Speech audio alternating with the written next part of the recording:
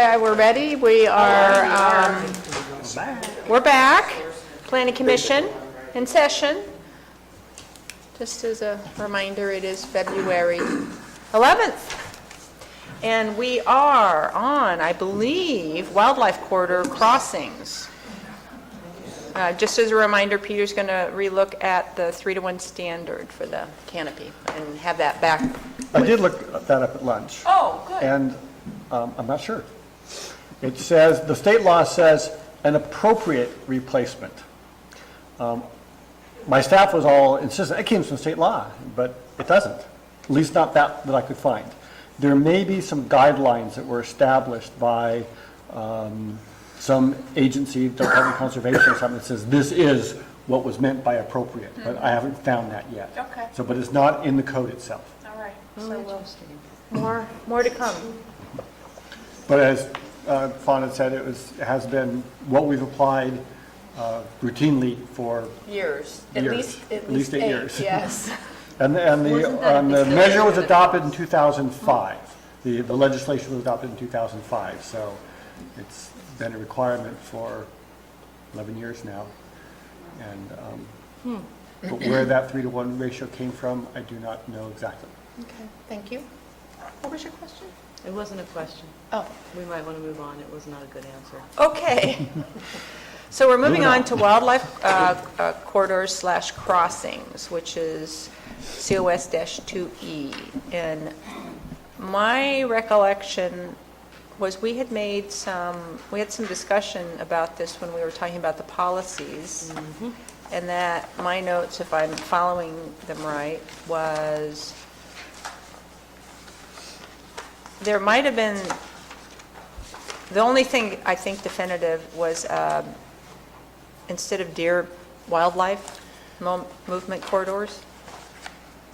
You're going back to the policy language itself? No, I'm going back to, I had notes when we were talking about the policy, and then we went forward to the implementation measures, and I had some notes about discussions that we'd had. Not that we made any decisions, but my recollection is that instead of limiting it to deer movement corridors, that we would change that to or consider changing it to wildlife. There's a lot more wildlife that has migration corridors than deer. So I have a question regarding that. When it says we're going to coordinate with California Department of Fish and Wildlife, do they already have established routes for these wildlife? They have mapped what's referred to as important deer range and important migration corridors. And they're very broad, sort of like, arrows, sort of like this is where they go. The habitat areas are defined, and we have that, I believe we have that on our GIS mapping. It's something that's been around for several decades at least. Fish and, what was the old Fish and Game Department focused its attention early on in its existence on game species, and the mapping of deer corridors and deer habitat was deemed to be very important in the early days of the agency.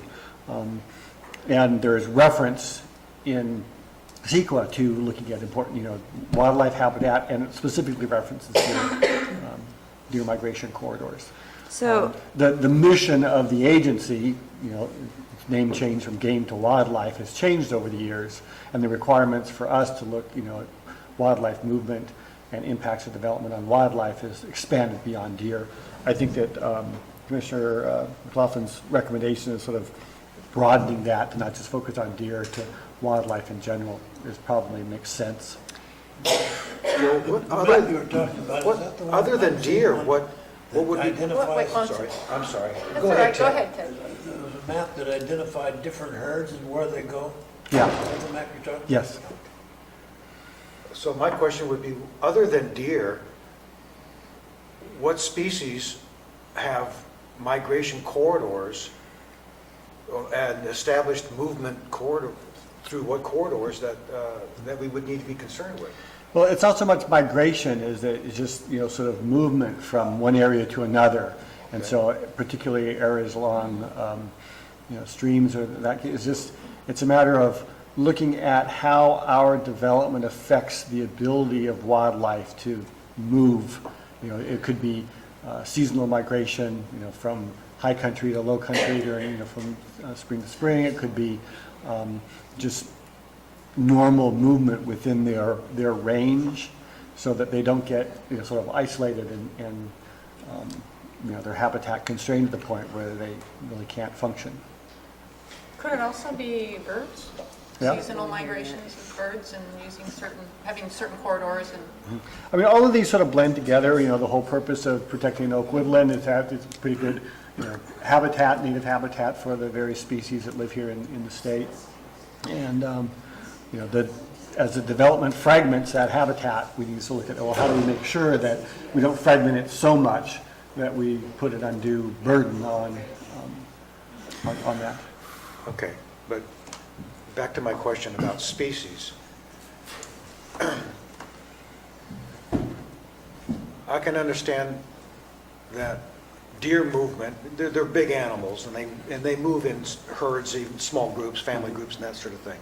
And that there are they have these established patterns. For whatever reason, they like to cross the highway here, okay, and here, and here, and here. And they are big, and they have physical constraints. But when it comes to other critters, and that's why I would like to know the list, there doesn't seem to be anything constraining the other, smaller species. They go wherever they want to go. We have bear, we have mountain lions, we have quite a bit of wildlife. Right. But do they have, if we're going to talk about, do they have corridors, do they have road crossings that they tend to have established patterns that you can pinpoint? Or you could map. I I think don't that know. there are studies ongoing right now. I'm actually participating in one that looks at roadkill and how that affects wildlife. It's been a study through UC Davis that I started helping out on when I was in El Dorado County. I think still the science is still evolving on that, but I think it's clearly there that there are impacts with development, both from roads, from loss of habitat, and the idea behind this measure is that we would just simply coordinate with Fish and Wildlife to develop guidelines.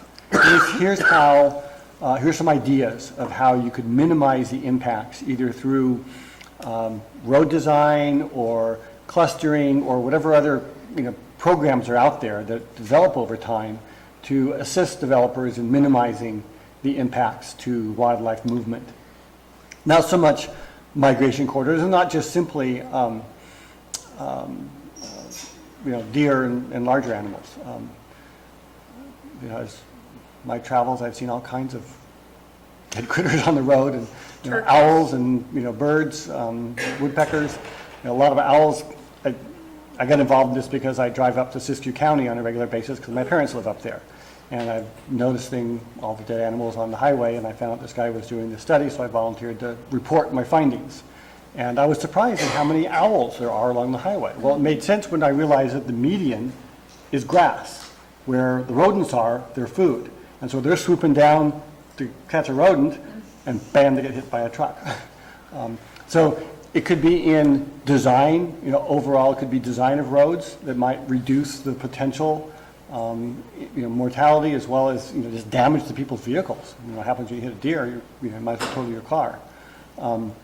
So there's reason for that, but primarily in this context, it's for how do we minimize the impact of ongoing development in the county to wildlife species and their ability to move. Some don't move very much. Small rodent. Maybe the size of this room could be its entire lifetime habitat. But obviously other animals have a much larger range and do move and need to move in order to find food and mates and all the other things that animals do. So, the language coordinate with California Department of Fish and Game and Wildlife, that bothers me because I could see them coordinating and charging us for coordinating and creating more things that don't exist. If there's already maps that are made and that we could work off of, do we have to coordinate with them to accomplish this goal that we're trying to, or implementation measure that we're trying to? I think the purpose of coordinating with, they have the resources to do that kind of, to develop those guidelines and to know what's out there. I certainly don't have the staff to do it myself. I'd rather see what's out there and work with them and say, okay, here's some good guidelines. We can, and again, they're just guidelines, it's not standards. It's not a development manual or something like that. So that $2,500 fee that they collect from us for nothing, if we have a project coming forward, could they at least take that money that we pay them and look at the project and say it's in the corridor or it's not? Can we make that money do something for us? I would like to hope that money is being spent for good purpose that helps us, develop programs to protect wildlife resources. Okay. Does sight distance here, does that mean along the road, how far you see along the road? Yes. That's what I had. I don't know what that means in this context. It's so you don't hit the deer because you can see them. And we can't see them now because it's overgrown to the highway. If they could do cutbacks and cleanups on the highway, it would help when the deer. So the deer start- doesn't spring out from the bushes and get hid. That's exactly what happens. So that gets back to sort of design standards for roads. Are there ways you can design the roads so that, there's, better warning or it's easier for them to cross? There's this new, fairly recent, what I call a Jersey barrier, the concrete median barrier that you see. That's created a barrier that smaller animals can't get across. And so they get out halfway across the road and realize they can't get back and get trapped and roadkill. So there's design criteria. Maybe you need to put gaps in those once in a while. So those are the things, and sight distance would clearly be a part of that too. I don't know that sight distance is something that's really critical in this context, but these are just sort of suggestions, and maybe the EG, that bit in parentheses is not really necessary or appropriate at this point. It just provides some examples. Okay, you know what, you make a good point there, because that does raise most of the questions that I had. But as an FYI, parcel sizes as an example. And if we're talking deer seem to be able to go wherever they want to go, as long as the fence isn't too high, right? And that takes a pretty high fence to keep them out. About 8 feet. So I don't understand how parcel sizes really are a realistic way to minimize the impact on the movement as compared to fence height, yeah, but parcel size, I don't see it. Well, I think it gets back to the amount of obstacles that are created. I agree. And, the smaller lots, the more houses, the more people, the more pets, the more challenge it is. Sure, the deer are going to come and eat your roses regardless of the parcel size. But it does form a constraint, and certainly, dogs chasing the wild animals, and you certainly don't want them to chase the skunks. Parcel sizes, in some areas where it's more critical than others, say you've got again, going back to those deer maps, they have the critical birthing areas or fawning areas or something. I can't remember what the title is, but there's an area that's, very critical where the deer typically will give birth and raise their fawns, and their parcel sizes may be more of an issue because of harassment from pets. So that's not saying that anywhere there's deer, it's a minimum parcel size of 20 acres or something like that. Obviously, that's not going to happen because there are deer everywhere in the county. But I think there's critical areas that it may be more appropriate. I still have the same question I had last time, which is it worth the money for the county to do this coordination to establish these guidelines as compared to waiting until a project comes up in some area and then seeing what you have and dealing with it then? And I think at one point we have not taken public comment yet on this one. In fact, I'm pretty sure we haven't. And We have not. I think I'm going to wait and hear what the public has to say. Okay. Any other comments by the commission on this one? Moving on to biological resource conservation activities. COS 2F? Oh, yes. Yes. Okay, I have trouble seeing why the county should support efforts to buy high-value biological resource areas from willing sellers on private lands. I mean, it's going to cost money. Presumably, when these areas are acquired, they'll go to somebody other than private people. Otherwise, they would have stayed there, like a government agency. That takes it off the tax rolls. Don't pay taxes anymore. If you look at what's happening, the United States Forest Service has difficulty managing what it already has. The State Department of Fish and Wildlife, when it acquires property, it takes it out of production. It kicks all the cattle off. Seen it happen. The federal government gets a lot of money from offshore drilling and uses it to buy up lands and interest in lands already. And this particular implementation measure doesn't seem to support the policies that are cited. So I think this is not a good idea.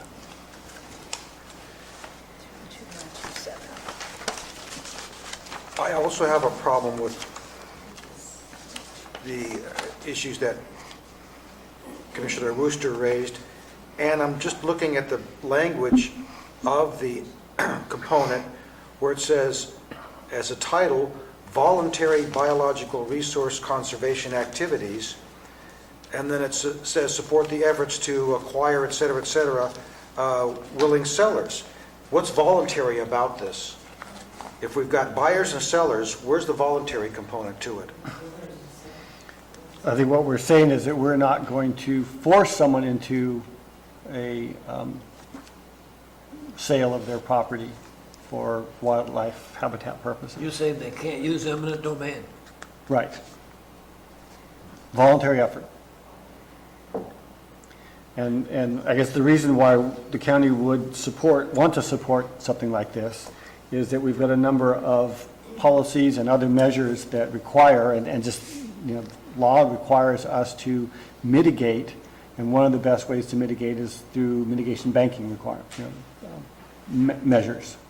And so where a banking effort is being taken, it's going to help other developers move forward with their projects in a way that allows them a fairly simple mitigation program.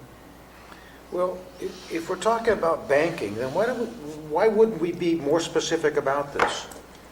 And I don't know if that puts it in a different, no, I mean, it's in the right element, but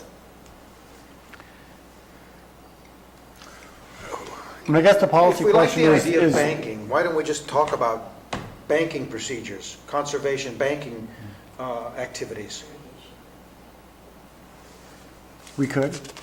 Because otherwise, why would we care about a biological resource being sold to some willing buyer if it doesn't have a value to the county in terms of this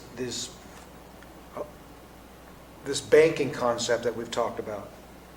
You buy a chunk of property and it's got a whole bunch of red-legged frogs on it, and somebody else is going to have a taking somewhere else, they can buy into your frog bank. That's the idea, right? Yeah, right.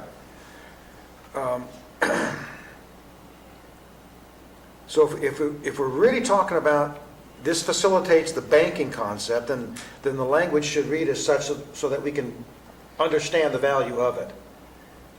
Otherwise, it reads as a kind of a vague concept to me. To do what? For purposes of what? Well, I suppose that we could add that at the end of this policy if that helps make it more palatable. And while we're on that, what would our support efforts be? What conceivably would the county do that qualifies as a support effort? Somebody wants to buy a chunk of land because it's got a bunch of red-legged frogs on it, and they think they can make $1 by selling units.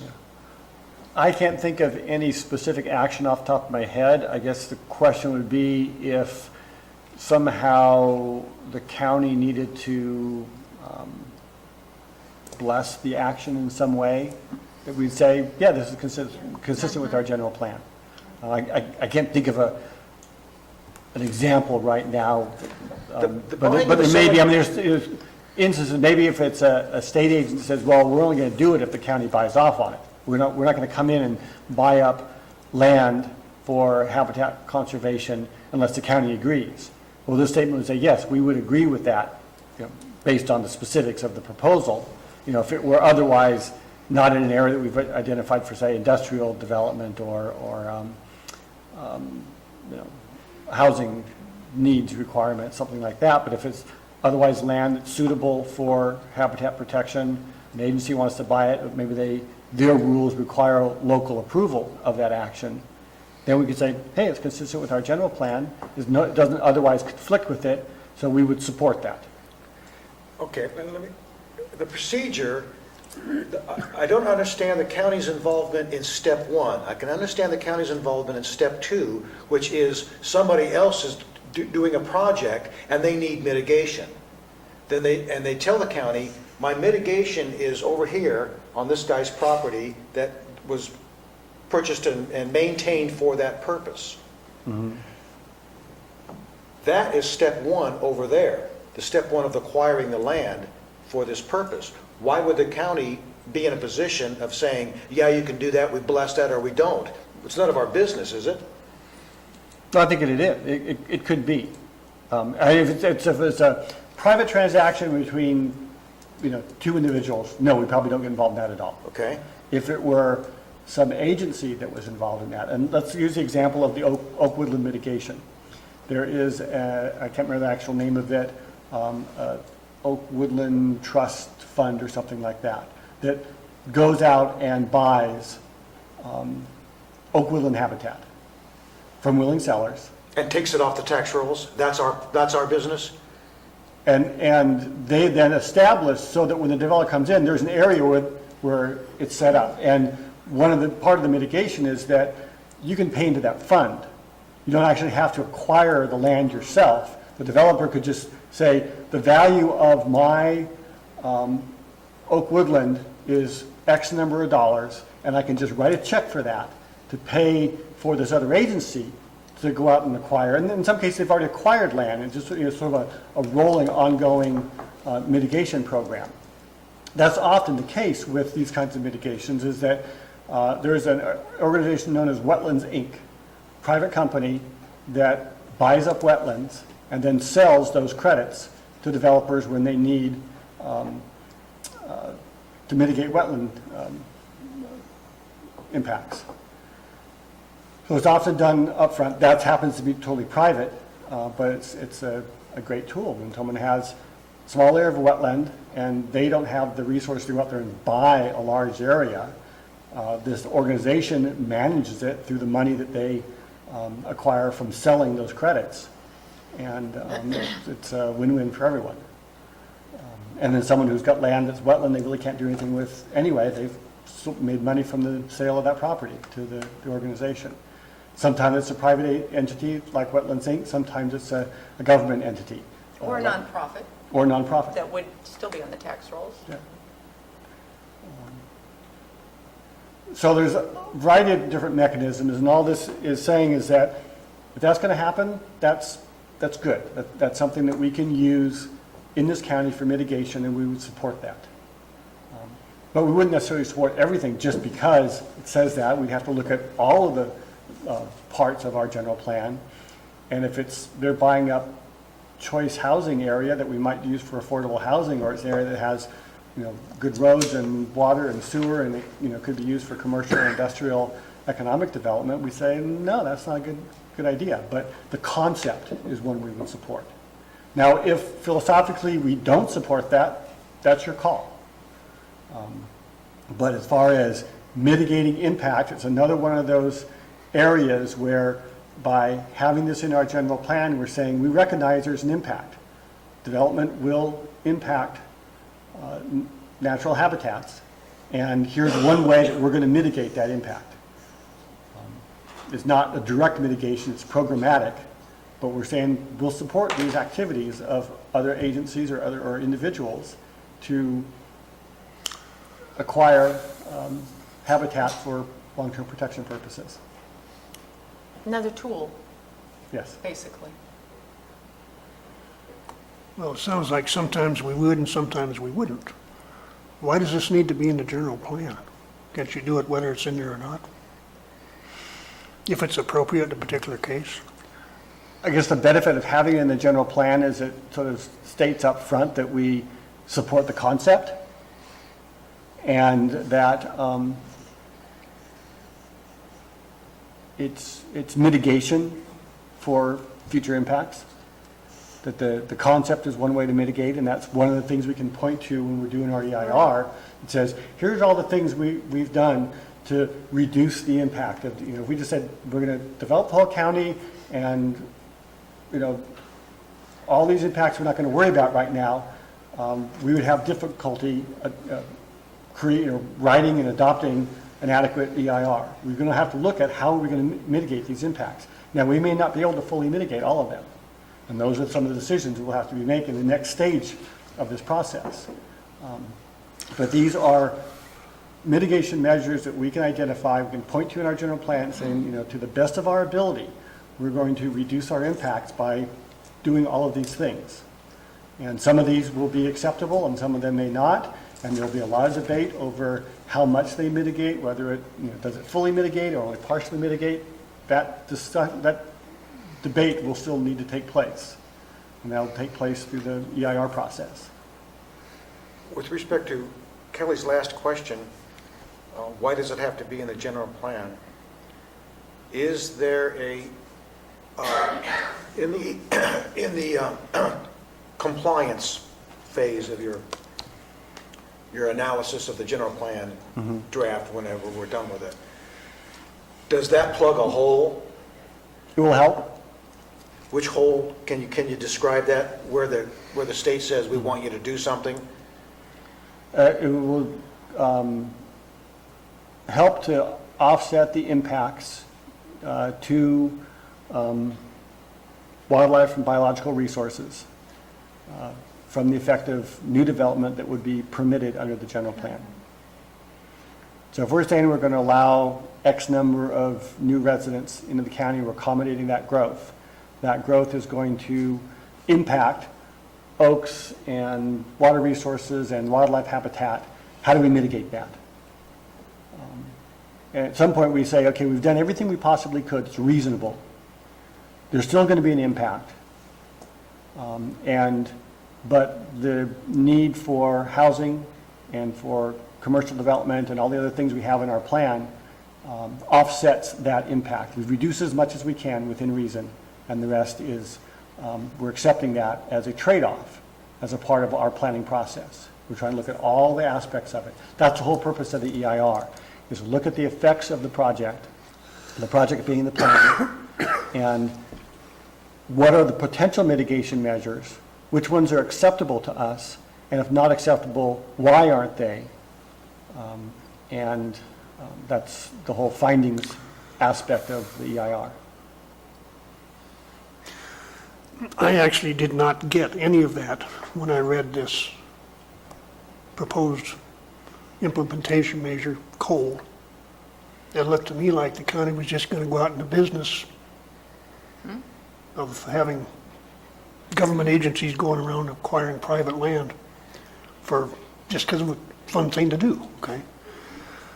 Now, it seems to me this needs a little bit more clarification in the language to specify why it is and under what circumstances we would be doing this. I don't have any language at hand, but it would be something like as permissible methods for mitigating losses associated with development in biological resource areas. Something to tie this to what you're talking about. Otherwise, it's just sort of free-floating. Tie it to the banking concept.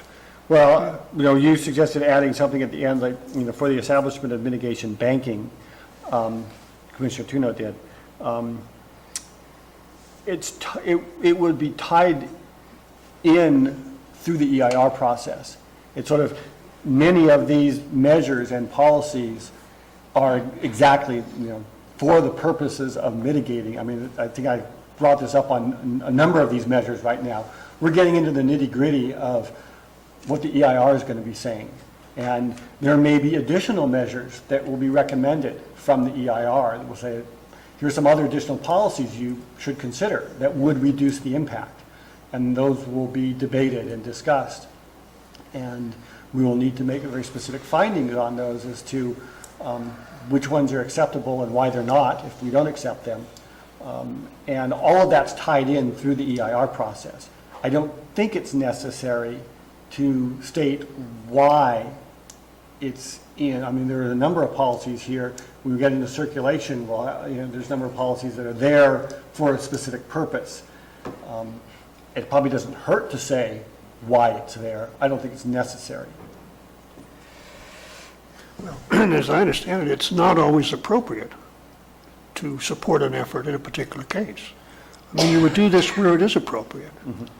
And you were doing it in connection with mitigation that's maybe required as part of the environmental process. I don't know that we need to use the phrase mitigation banking, maybe that's too narrow, but it does look like it's tying to the CEQA analysis that has to be done. Yes. And so if that's what it's about, I think we should probably say that much. Otherwise, like I say, it's just sort of free-floating out there. We'll support efforts whenever to identify and acquire these high-value biological resource areas for whatever reason. Spend county money doing it. Pretty vague. So maybe along those lines, support efforts where appropriate to identify and acquire high-value biological resource areas from willing sellers on private lands for the purpose of mitigating impacts to biological resources. That helps me a lot. Okay. I'm a little bit like Kelly, except I go a little bit further. All I can see that what that does is make our document thicker.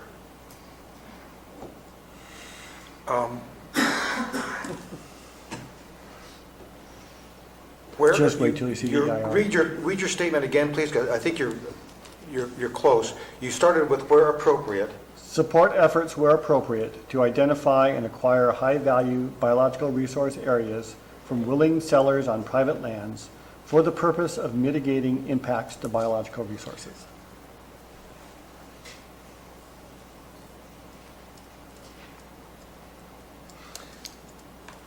Would it be open for discussion where needed? We would want to support those efforts where they're needed in this county? What biological resources are necessary to be banked for the purposes of mitigating development impacts? Sure. That'll be pointed out to some degree in the EIR for the general plan.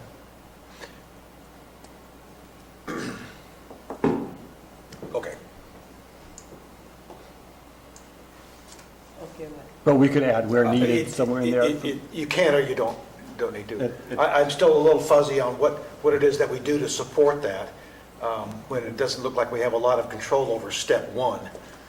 But, I mean, we can't stop somebody from buying a piece of land for this purpose that I know of. If they come to us and say, I mean, what would we have to say about it? Well, the only thing I could think of would be, again, if there was a state agency that was involved in some type of mitigation banking program, and their requirements under whatever provision that they're requiring it for require the local jurisdiction to agree to acquisition. And That so would we- be a rare situation. I mean, these are mostly sort of quasi-governmental or less entities, are they not? Other Well, towns- let's see, I know that there are a number of conservation easements that are owned by, was it the Wildlife Conservation Board, up around Railroad Flat area, as well as Salt Springs Reservoir. I think they have some there. So I'm not sure it's that rare. I think probably a fair portion of the conservation easements that are currently held are by state agencies. I don't know if they actually get into the acquisition of land. I know in El Dorado County, the Department of Fish and Game was buying up some of this rare plant habitat I mentioned earlier, because they felt it was so important that they actually owned some of the land. Others of it was purchased by a conservation organization and then transferred to the Bureau of Land Management for management purposes. So it could be that there is federal or state agency involvement in those. And I think that typically when that happens, at least with my experience on the rare plant habitat, was that the county was involved in that. And we said we took an active role because we knew it was beneficial in the long run for the development that we wanted to see in the county. And the Board of Supervisors supported that effort to dedicate staff, work with the agencies to get that rare plant habitat land established. So then we had a program where other development within the plant habitat area could proceed by paying into this larger mitigation bank program. Okay, so our support efforts on, one example, it would be the government entity that wants to buy the land requires local approval. That could And we be, say yes. Yeah. The other possibility is the government entity that wants to buy the land through its code, charter, rules, guidelines, says you must consider the wishes of the local entity, and then our board says yes, Yeah. under that. Or it could just be devoting some limited staff resources to developing a program along those lines. That to me would be I support. understand it a lot better, thank you. Okay. Any other comments? Are we ready to move on to wetland and riparian habitat buffers? Nothing from me. This is an ongoing requirement from the state, is it not?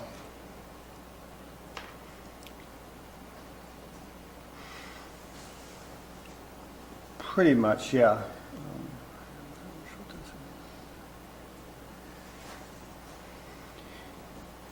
This is, in a way, very similar to Yes. the other one that we talked about, your water resources.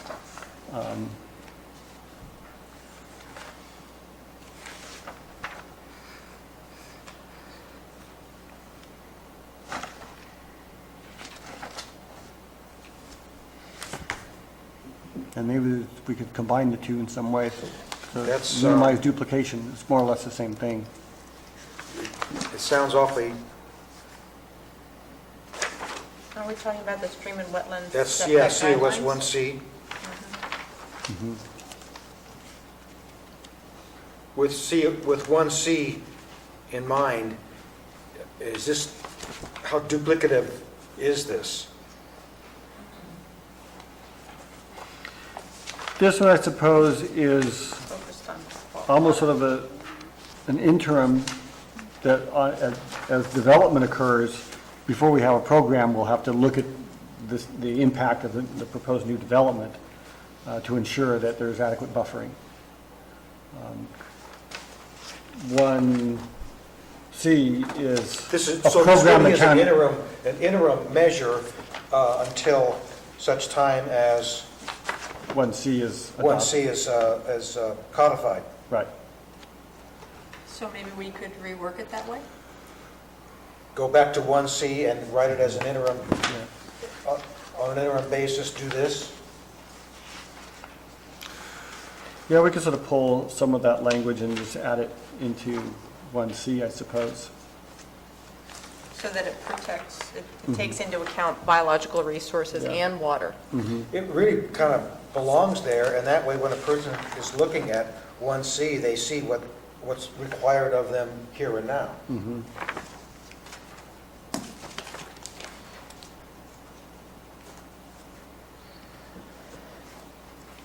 So should we have a public comment?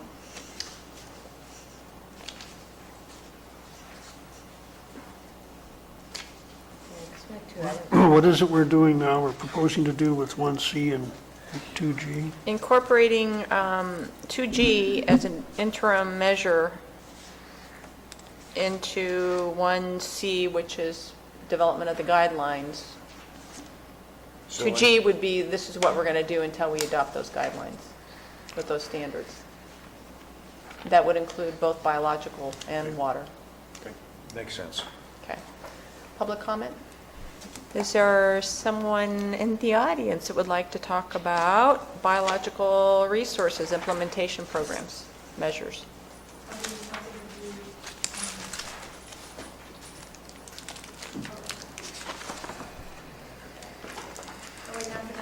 Are we going to do public comment like on the oak and all of that? Because we didn't do that. Didn't we already do that?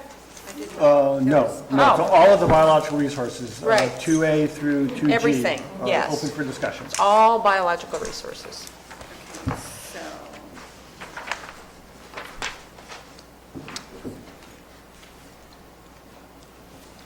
Yes, from 2A through 2G. Colleen Platigan, basically in support of this whole section. Over the years, we've been involved in various development projects over the years, and we do hear developers over and over coming to us saying, we wish we had programs set up already in the county to mitigate for, there's a red-legged frog habitat here, or there's a vernal pool over here, or there's a oak woodlands over here, and there's nothing set up with the county already that we can either pay into, buy into, have something so that we know how to move forward with this. Every project has to go through this complete review and how we're going to deal with this, and it takes forever, and people get upset because everyone is different. There's no consistency. Whereas if we have, we have these programs set up, we have a mitigation banking program at least ready to go that the county supports. We have a Oak Woodlands, what do you call that, a trust fund or something, so that if you can't mitigate on your project, you can pay into this fund where they can buy it somewhere else. I don't understand the details of all these things because we don't have them yet. And I've just heard that they can really make the process a lot easier for everybody involved. So it seems like a very good direction to go. So I think that's a good thing. Any questions? Yeah, we specifically were looking for some feedback on the wildlife corridors and crossings, and also we wanted to hear back from the public on that before we made further decision on it. Well, this whole section of biological resources programs is, I'm saying this whole section is a good idea. So specifically, the Oak Woodlands, what you're talking about doing to set up an Oak Woodlands program and interim things, I think is very critical because of what I've just said. And everything under that, the wildlife corridors, we've got California tiger salamanders all over the west part of the county. They've blocked a lot of projects because those little guys like to travel a mile when they mate. And so a developer just doing this one little thing has to have biologists come in and do studies and, all types of things. If we had a mitigation thing set up already for wildlife corridors and travel paths, and this is the guidelines you have to follow, then maybe they wouldn't have to go through that mini HCP. They've had to do their own habitat conservation program on their one little project because we don't have one here in the county. And it's taken them years and stopped the project. So if we had something started here in the county that would enable them to move forward and have a predictability of what would be expected. So that's the wildlife corridor one. The voluntary biological resource activities thing, again, gets to those efforts to acquire lands, to set up mitigation banking, Oak Woodland Trust Fund, wetland banking, all of that kind of thing. The whole, all of these programs would do that, is what I'm saying. Okay, thanks. Thank you. Hi. I recall back in my Master Gardener training days, we talked about the oak woodland ordinance preservations, and the thing that they talked about when they talked about the 3-to-1 was not 3 trees for every 1 tree you take out. It was for every 1 inch of tree that you remove, you put 3 inches back because they're little. So it's not like every tree you take out, you put 3 little bitty trees in. If you took out a 20-inch diameter tree, or like say a 9-inch diameter tree, you put back 3 times that diameter in because of die-off and that sort of thing. That's the way I recall it, so we might want to look at that. We're going to be too. looking into that. Yeah, so it's 3-to-1, like 3 trees to 1. That's not how I recall it. It was 3 inches to every 1 inch. Thank you.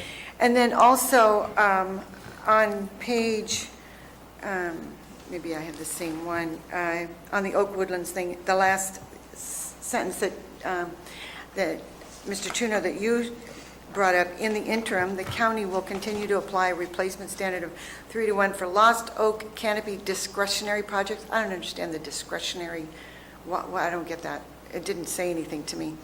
And then also with regard to the corridors, they change because of what we build, what we permit, what we allow, and so they change. And so I like the idea that the Fish and Wildlife keep track of these things, because when we do things to change it, they keep track of where these critters are moving to. And one other thing with regard to the oak woodlands. If I wanted to live in the desert, I would go there, but I don't, which is why I value the trees, because if they weren't here, we'd be living in the desert. And I recall a number of years ago, people were coming up to me right and left one day and saying, "Did you hear about the 800 trees that they just took out?" And I went, "What?" And no one knew anything about it. It was up off Hogan Lookout, up in that area. There were 800 trees just laying on the ground. And I went, "This is appalling, and no one knows about this." And then, I believe it was right around the same time, maybe shortly thereafter, I'm standing on talking to someone just past the golf course, just past Vista del Lago on the left, talking to someone, and I hear this big tractor and this noise. And I look across the street, and there's this tractor, and he would just roll right up to a mature oak, and 1, 2, 3, boom, it's out. Go to the next one, 3 seconds, it's out. Took out 200 oak trees. So my concern is that, so we have these rules in here that if you can't devastate the place and turn us into a desert. But what was happening, I believe, was they were removing the trees and then coming to the county and saying, "I don't have any trees to remove. I have nothing to mitigate." So how do we address that? What do we do about that? Because it's just, there are so many words if we don't put something in there that addresses that too. So thank you very much. Thank you. And the discretionary would be any project that requires the approval of the planning department or this commission or the board of supervisors, something that's not just ministerial. Okay, so then maybe we could just kind of clarify that a little further. Because there was a big discussion before about ministerial versus discretionary, and at the board of supervisors, I believe it was, and they were having a hard time with that. And so maybe we should just kind of write it in plain language, because we want everybody to read this. Okay, thank you. Joyce Teckle, myvalleysprings.com. By establishing these programs that you're proposing, you also kind of move us away from the project by project, because it's like a swamp sometimes. And the builders know exactly what to expect, but so do we. We trust that we can then trust the county to know they're going to address these things that are of concern to all of us, and the world gets a lot more pleasant. That's all I want to offer. Thank you. Thank you very much.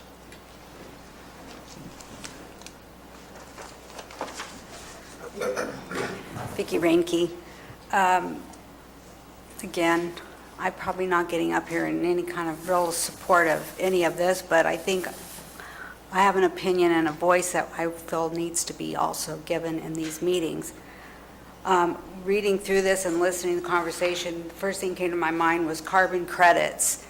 I mean, really? Are we now having to trade off?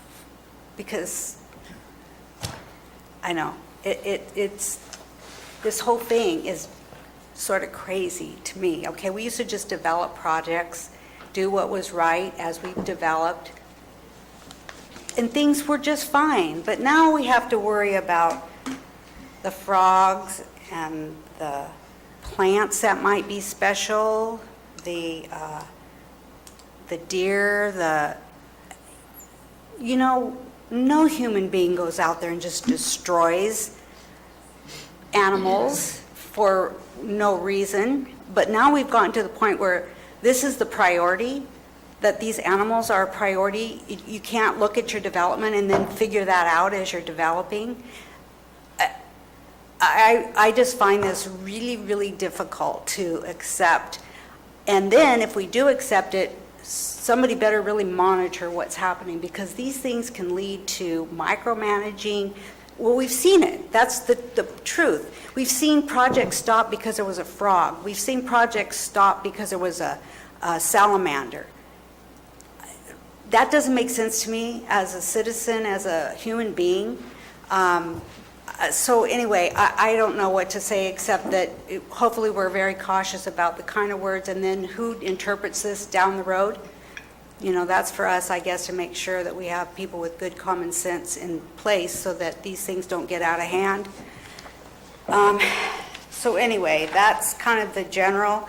The wildlife corridor crossing, same thing. It's probably okay. I mean, we do know that, like, for sure deer, they'll cross the roads, and we do need, and we do that now. I see signs that warn me, hey, there's deer crossings coming up, so be careful when you're driving.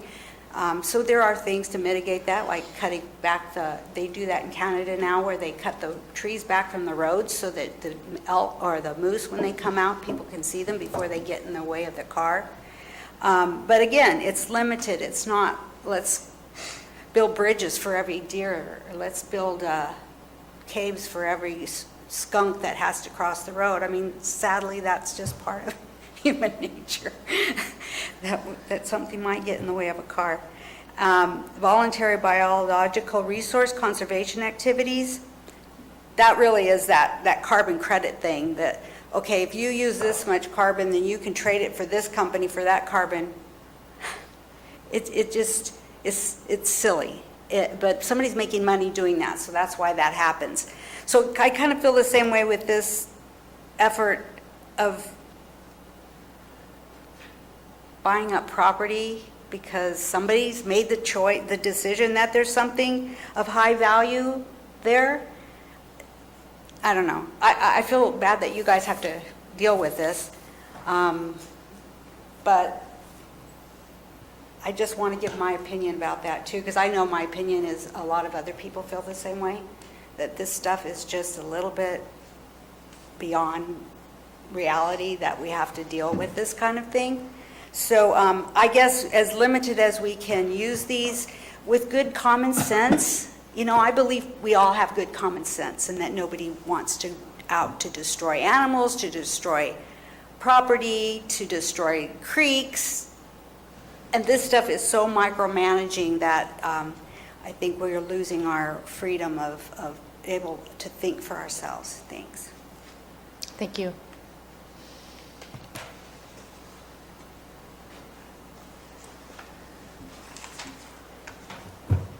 Okay, Vicki Mills.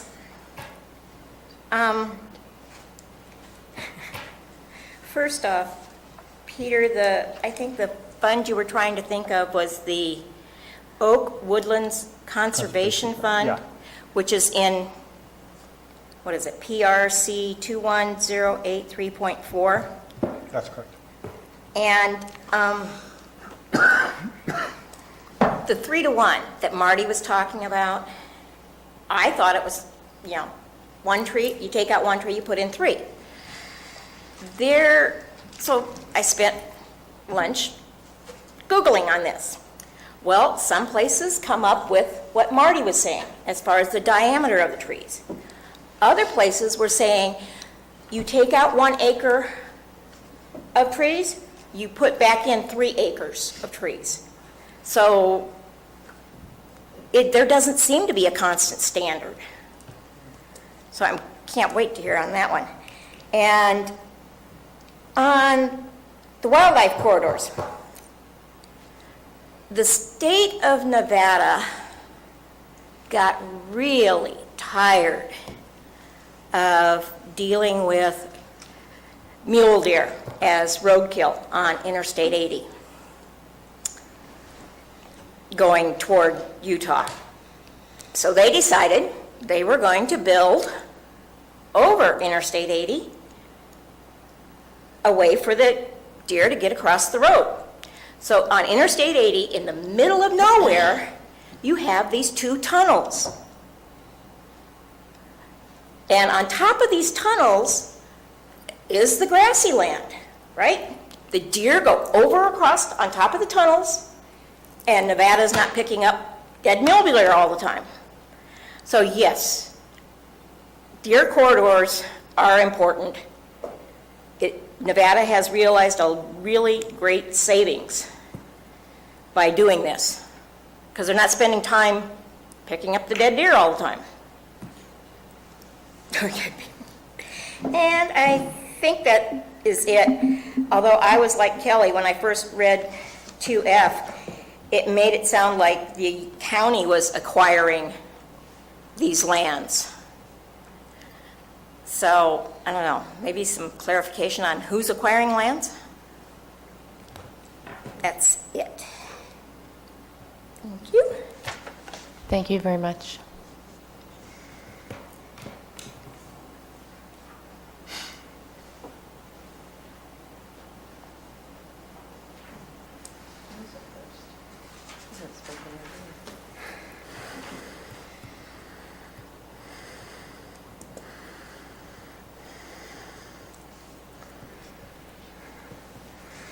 Bill McManus, Hanford Hill. It's interesting to listen to the conversation on these parts of the general plan, because you're trying to codify something that's almost impossible to do, and it's almost funny watching the struggle go on between what's this and what's that. For people who live, in a wild country or a rural country or county, we know things about the animals, and they know things about us. As far as where they migrate to or corridors or things like that, I have never seen anything stop most of the critters in this county. If they want to go somewhere, they're going to go somewhere. And so the corridors become kind of a pipe dream that you'd like them to use it, but they don't always. They're looking for food. And more than anything else, they're trying not to be eaten by someone else that may be on that trail. So they tend to find their own way through. If you take a look at the large cities like New York, where besides Central Park, there's not a square foot of dirt in the whole town, and it's all concrete, asphalt, and steel, what do you find there? Well, you find a lot of people, but you also find a lot of pigeons and peregrine falcons. Come to find out, it's a perfect habitat for peregrine falcons.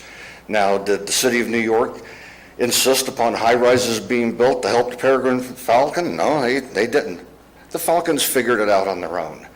Just like the smelt that we worry about down in the Delta, they've been around for about 10 million years. They've been up and down the river countless times. They know where the water is that they like. And everything that we try to do to affect them or save them, they've been doing it for a long time. We'd be better off trying to figure out how to save ourselves. In the animal world, you don't have homeless animals. They either are dinner for another animal or they figure it out on their own.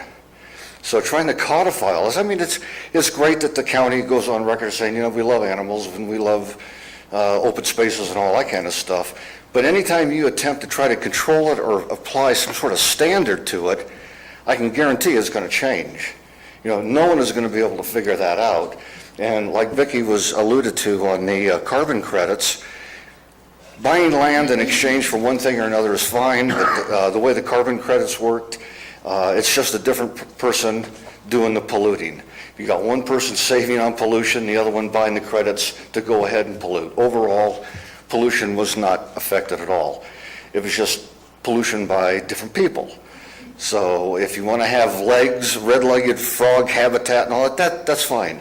But I don't know, as far as getting too involved in it or putting it in the general plan, encouraging it is fine.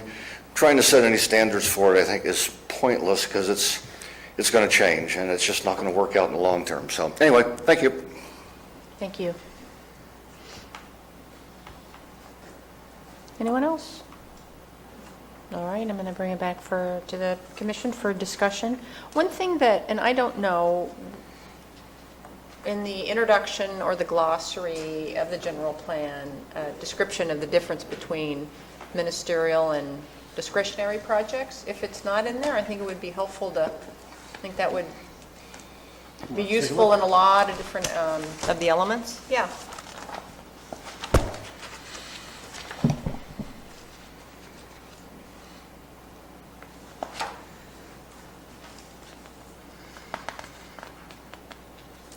So I don't see it in our glossary, and I think that's a great idea. So if we could add that, because otherwise we'd have to add it in every, there's a lot of places where we make reference to both of those. Where are you adding it? In the glossary, Glossary. Oh, it wasn't in there before? no. So do you concur with that suggestion? Sure. Absolutely. Yeah, okay. Because that will address some of those comments. Are there any other revisions, changes, discussion as a result of public comment? I wanted to comment on what Vicki Reinke and Bill McManus just mentioned, especially Vicki's. This idea of the banking concept. It is weird, okay? It's correctly, it is like the carbon credit idea, okay? But how it plays out as far as the county goes and as far as development goes, without the banking concept, a piece of land that had a sensitive spot on it could potentially never be developed. The reason I am in favor of these measures, is that it allows a piece of land to be developed that would not otherwise be developable, because the owner can say, I'm buying a credit over here, and we have to say, yeah, that's a good credit, you can go ahead. Because otherwise, the wetland regulations, for example, would shut him down. Correct? Yeah, that's exactly right. As using wetland as an example. Okay. The wetlands don't always happen to be conveniently located where no development is expected. Right. If we had... Or that you could avoid. Or that you could fully avoid. Right. But here's the weird part of it for me, and if they want to do this, that's okay, because it serves the purpose that I think is important. If you buy a wetland for mitigation purposes, you're an agency, you're some agency that loves to preserve wetlands. You are buying a piece of property that would never be developed because it is a wetland, and yet you are able to carve it up in the form of credits or units or whatever the sale unit is called, and sell those units to a developer who has a wetland that he needs to mitigate. So you're able to actually sell something as if it was developable real estate, when in fact it isn't. Wetlands are probably one of the few resources you could actually develop new wetlands for. And in some cases, those wetland bank areas, they will actually go in there and excavate and change the topography so that it creates more wetland. And that's part of the banking process in many cases, where the agency will go in there and create additional habitat. Correct. Now that's a different twist to the, but you can buy an existing wetland that is absolutely useless. Yeah, and I guess the counter to that is that nothing is ever, you can't ever do it. You know, you can fill. You're trying to write the future. when they do this. Right, right. Yeah. So I would agree that in the end, we're not creating any new wetlands. We're not, unless they're actually physically creating it. All you're doing is saying, well, we're going to lose some over here, but at least we're protecting this over here. Because this one has been permanently protected, that's why it qualifies. Yes, yes. And it only qualifies if it has been permanently protected. Correct. Correct? Correct. But I think also it's the philosophical difference that you're saying it's useless when a lot of people would say it has high value. So you think it has no value, but others might say it has a lot of value. It just doesn't have Parentheses as a development potential. Yeah, it's building a shopping center, I whatever. didn't think that was, I thought that was understood, but I don't know. now I'm on record, fine. So Okay. let me go on record. When people are fighting for the life of a salamander or a red frog, but yet we can trample all over them because we bought another space over here that we don't even know if it has a salamander or a red frog on it, I don't believe that they really care about that frog or salamander. They're just trying to find ways to conserve open space and make more wetlands exist, because if they really cared about that frog, there would be no way to mitigate that spot. So it's a bunch of BS anyway. I'm sorry. I'm saying it is a bit of a game, It is a game. okay? But the state has got all these rules and the federal government, and we have to comply with them, and this is a good way of helping people to continue to proceed with their projects without getting shut down. But really, in theory and principle, there isn't any behind it. It doesn't work for me. As long as the cost of these credits isn't just enormous because there's a gun at the person's head. It's free enterprise. You can go out and buy a piece of that land and start selling it to I'm going to developers. do that. I'm going to have a salamander farm. I keep, Shall we move on? Yes. I'm good with the way that we have made the Okay. changes to this. Okay, and just so I have a record, going down through, we didn't make any changes to A, B. We added planning department as the responsible entity for C. I'm going to look into the 3-to-1 replacement ratio where one thing I noticed as I was, while the discussion was going on, I was doing a little research on the side here. The footnote 18, Public Resources Code section 21083.4 was rescinded in 2014 and replaced with a new provision in the Fish and Game Code, 1625. So, 1625? 1625 of the Fish and Game Code. It's similar, but not exactly the same. Fish and game or fish and wildlife? Fish and Game Code, Okay. as opposed to the Fish and Wildlife Department. Okay. Oh, okay, gotcha. I would note that there's no responsible entity on 2G. You can put yourself in there. Planning Okay. department. Right. Yeah, thank you. And there were some edits to the first part of Oak Woodlands, correct? Looking at- Yes. Did we Yes. make- Yes. Oh, yes, that's right. That's, yes. Okay, all right, just wanted Yeah, okay. This is why I go over it, to make sure I That's catch good. everything, so we don't have That's to do it good. again later.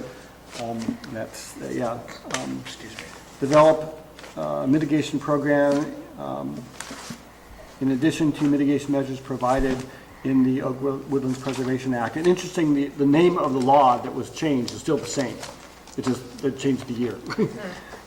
Where the county determined a project will have a significant effect on Oak Woodlands to facilitate, and then the rest of the language is the same. We changed to F to read, support efforts where appropriate to identify and acquire high-value biological resource areas from willing sellers on private lands for the purpose of mitigating impacts to biological resources. And we're going to sort of merge 2G into 1C and identify it as an interim measure. Right. I'm still not sold on 2E. I mean, I think that the biggest problem that the wildlife have in terms of humans interfering with them is when they get hit on the roads. That's the big one. State highways in particular, because people go pretty fast, and there's nothing the county can do about that. And so it seems to me we're going to be spending some money to coordinate with the Department of Fish and Wildlife for these guidelines for other things, new development, that's not going to have that much of an effect on the wildlife. And, you know, they do have to go places. Primarily, they got to go from feed to water, where you have the migrating deer, but everything has to go to water. But I just don't see that this is worth the money it's going to take to implement when you can do it on a case-by-case basis as something comes up and you know what you're dealing with.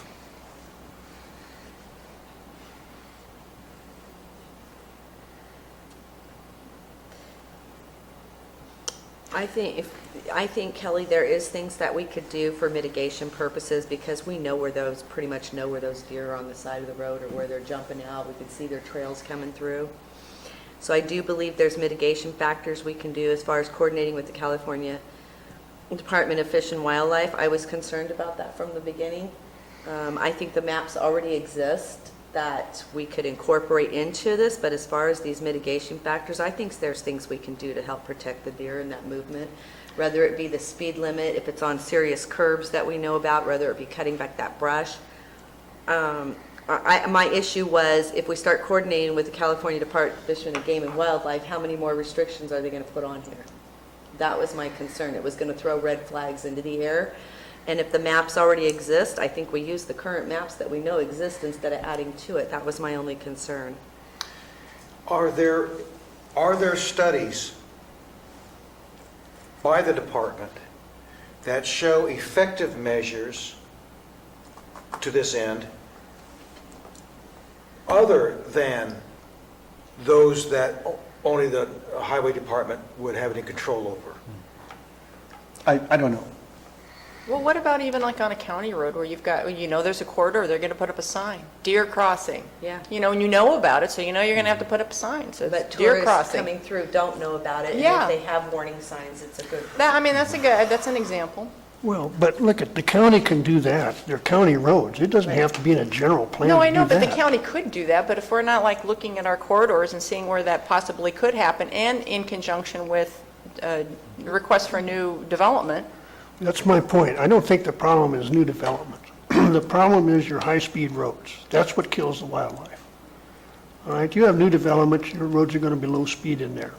That's not the problem. And so this to me is a solution, you know, looking for a problem. And the problem was with Caltrans more than anything else. Well, I've And if seen- to the extent that it's not Caltrans, over which we have no control, all right, then it's county roads. If it's county roads, just go do it, county. This is way broader than it needs to be. And it's taking on more work than it needs to take on. If there ought to be signs for deer crossings, have the road department put them up. It's pretty simple. Now, I would say also that even in Alpine County, they had such a problem with deer crossings, when they had deer still there, that they actually had undercrossings, and they had high fences to direct the deer under Highway 89 between Markleeville and Woodford. Same problem, but that's the state.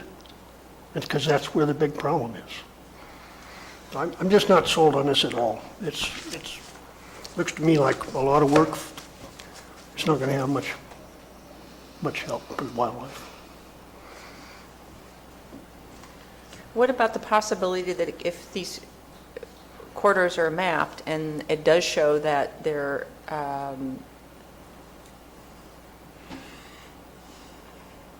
and there is a new development, or that there is a possibility that there is a deer corridor, what I'm getting at is using that information to work with Caltrans to put up more signs. It's like, listen, you see that we've got all these deer, what if we did X, Y, Z? Well, I mean, this general plan is supposed to be dealing with land use within the county, not the state highways. Well, it does. It does with circulation. It deals with land use. It deals with, as we're seeing here, with, the natural habitat as well. It's not just land use. Well, we can't be in the business of trying to deal with Caltrans's problems, it seems to me. Now, Well, ultimately, it's our problem when we run into them, isn't it, though, Kelly? say again? Isn't it our problem when we hit them? It's not just their problem. We don't lay out Caltrans highways. We don't put the speed limits on the roads. We're not the ones that let the trees grow right down to the side of the highway so you can't see the deer before they jump out on the public lands up Highway 4. The biggest problem is something that the county just doesn't control, except insofar as respects its own roads. And it could do that general plan or not, and should. And if you do have a situation where somebody comes in with a new development and they put it right smack on the top of Summit Level Ridge someplace where the deer historically go, deal with it then. Not likely to happen, but you can deal with it as it comes up.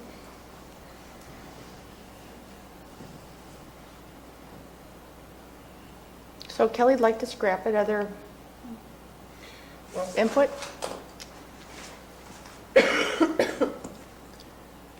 To what extent are we trying to protect the lives of these critters? And to what extent are we just trying to make their lives better and more convenient for them to get from point A to point B? And also protect our own lives.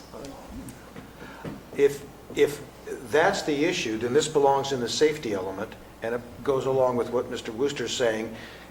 If, we need to look at where the deer are crossing the road and whether or not we've got sufficient signage for warning and brush cutback and the like over on roads that we have control over.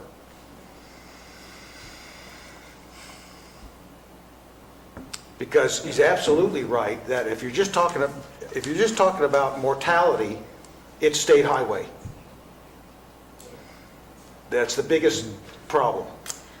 Well, it's the biggest problem because they're the primarily traveled roads in the county. It's got the most vehicle traffic. Say again, please. They are the primarily traveled roads in the county. They have the most vehicle traffic on the roads. Correct. I don't think this is intended to solely address roadkill. It also would apply to, the traffic on the highways are a function of not only just, statewide through traffic, but, the new development that occurs that creates more people on the roads.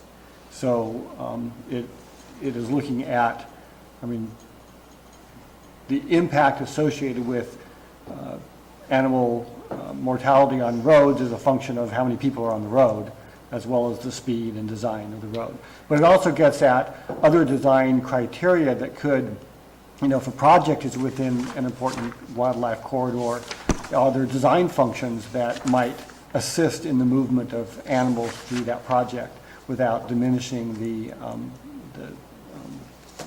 viability of the project? I think is what Commissioner Wooster is getting at, is that we can deal with that on a case-by-case basis, but that sort of is the opposite of what we're trying to do with the rest of this. Let's come up with, if there are guidelines out there. I don't think it's something where we're going to have a huge amount of staff effort. We're going to sit down and come up with, standards. But, if there's something that the state has that they've already established for use, let's coordinate with that and use those, for our own guidelines when a project comes through. That's, I just haven't delved into it to find out what's out there. What does the state have? What are they working on now that we could incorporate in our design guidelines for new development? When we were discussing this on 2.5, we were discussing the discretionary projects and developments, and if somebody wanted to develop their property, but the deer corridor went right through the middle of it, then that would stop that development, correct? Not necessarily. I think what it's saying is we could have guidelines where maybe you have corridors through the project. You do the clustering and allow the movement of wildlife through that corridor without having to, dodge every house and So cross the it's streets. not just in here for the roads, it's in here for development as well, in discretionary Yes, projects. yes. That was the big component that I seen in there. Yes, I would agree with that. Okay. And that's something that is going to get done no matter what, because as soon as that project comes up and comes through planning, they're going to say, well, there's a deer corridor going through there. That's going to be a highlight, right? Right. Yeah.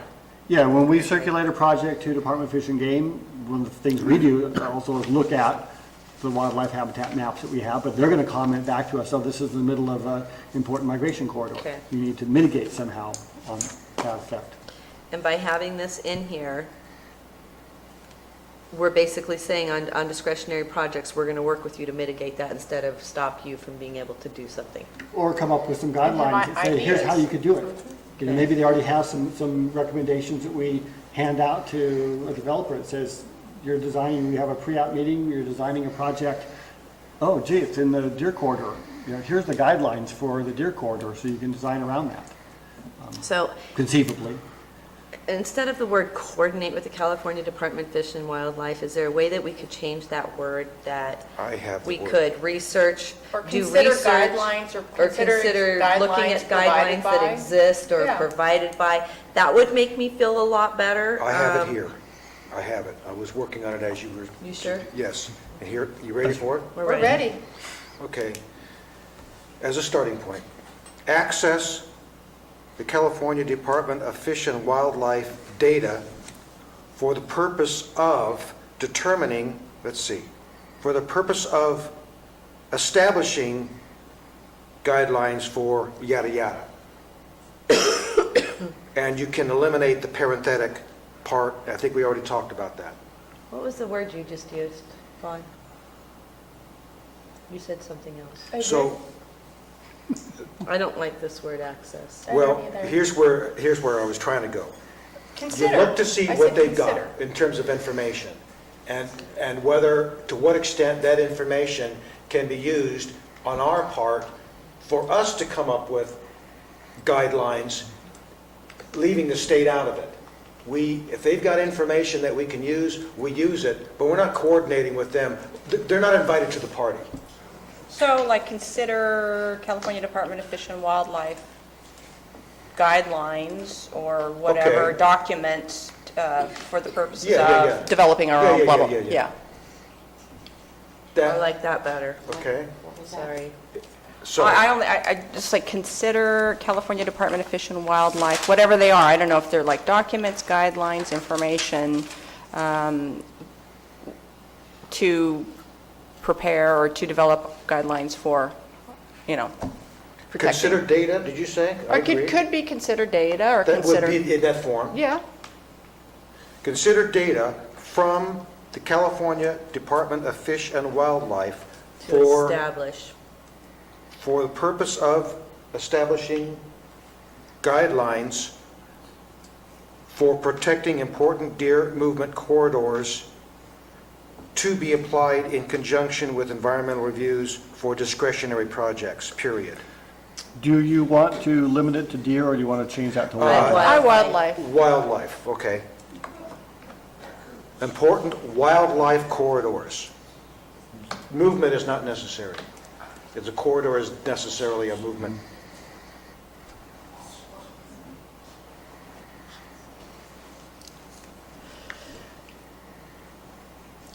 So will that work?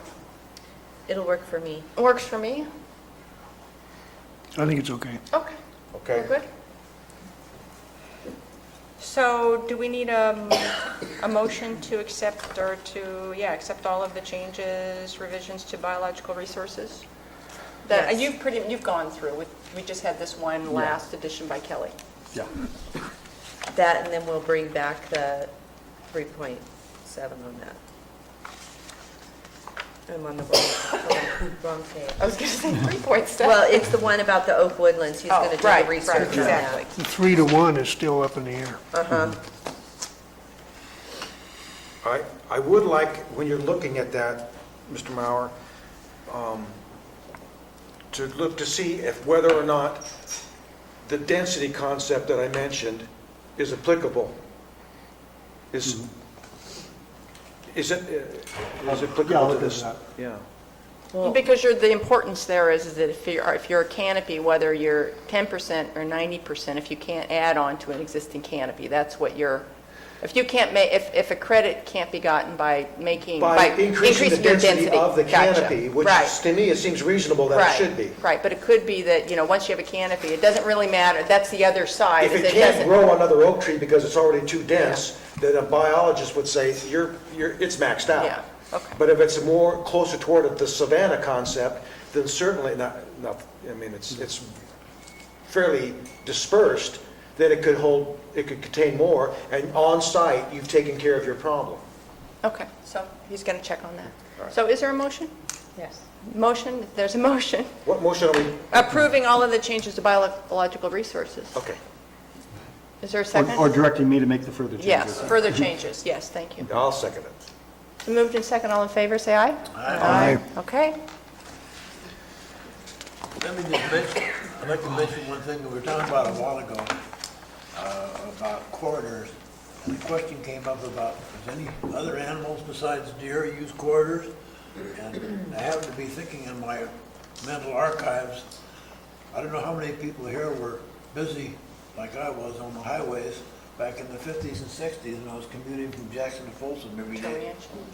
But they, with my horse. But anyway, I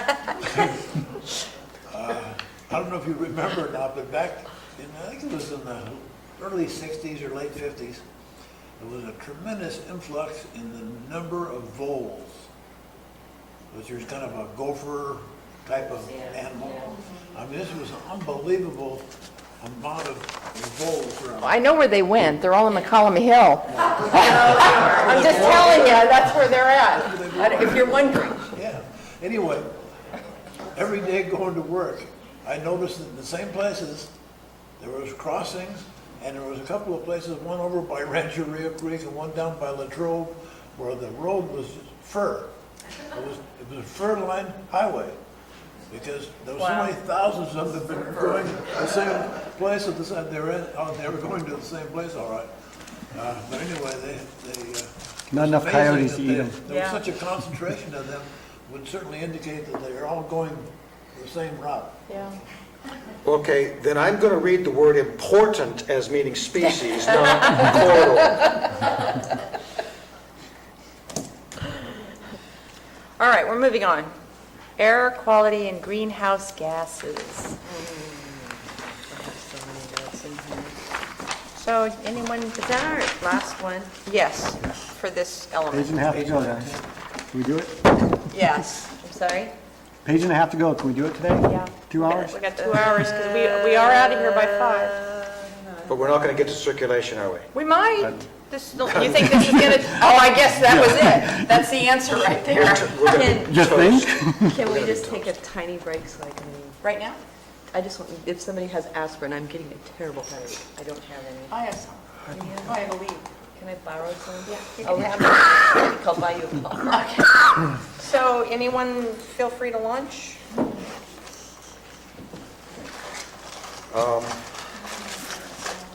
I don't have a 3A, but I have a 3B. Okay. I'm good on 3A. All right, 3B? An emissions inventory. How do you undertake to write an emissions inventory or to determine what your inventory is? What are we talking about? There are programs and entities and firms that can do that. El Dorado County did that several years ago under a grant from PG&E. They look at, the kinds of vehicular traffic patterns, the industries that we have, the amount of developed land versus open space, and it's a calculation of what the annual greenhouse gas emission is for the county. Why would PGE fund that? They're probably under state requirements to offset their impacts from power plants. And so through their whatever grant program, I frankly was surprised, but that was where the county got its money, was through a grant program that was PG&E money funneled through the Sierra Business Council. Okay. The whole point is compliance with 32, correct? Yes. And 32 includes, which is referenced in C, the 1990, oh, you've crossed out 1990, but it's nevertheless in there, is it not? Well, that is what the current law requires. I suspect that, and my most recent reading is that those will probably change because we're getting close to 2020. And I just figured that whatever the target is of state law, we're going to make a program to try to meet it. Okay, because if we're doing something in the interim, what do we do in the interim? Because my understanding is the problem with 1990 and AB 32 was that nobody could tell you what it was.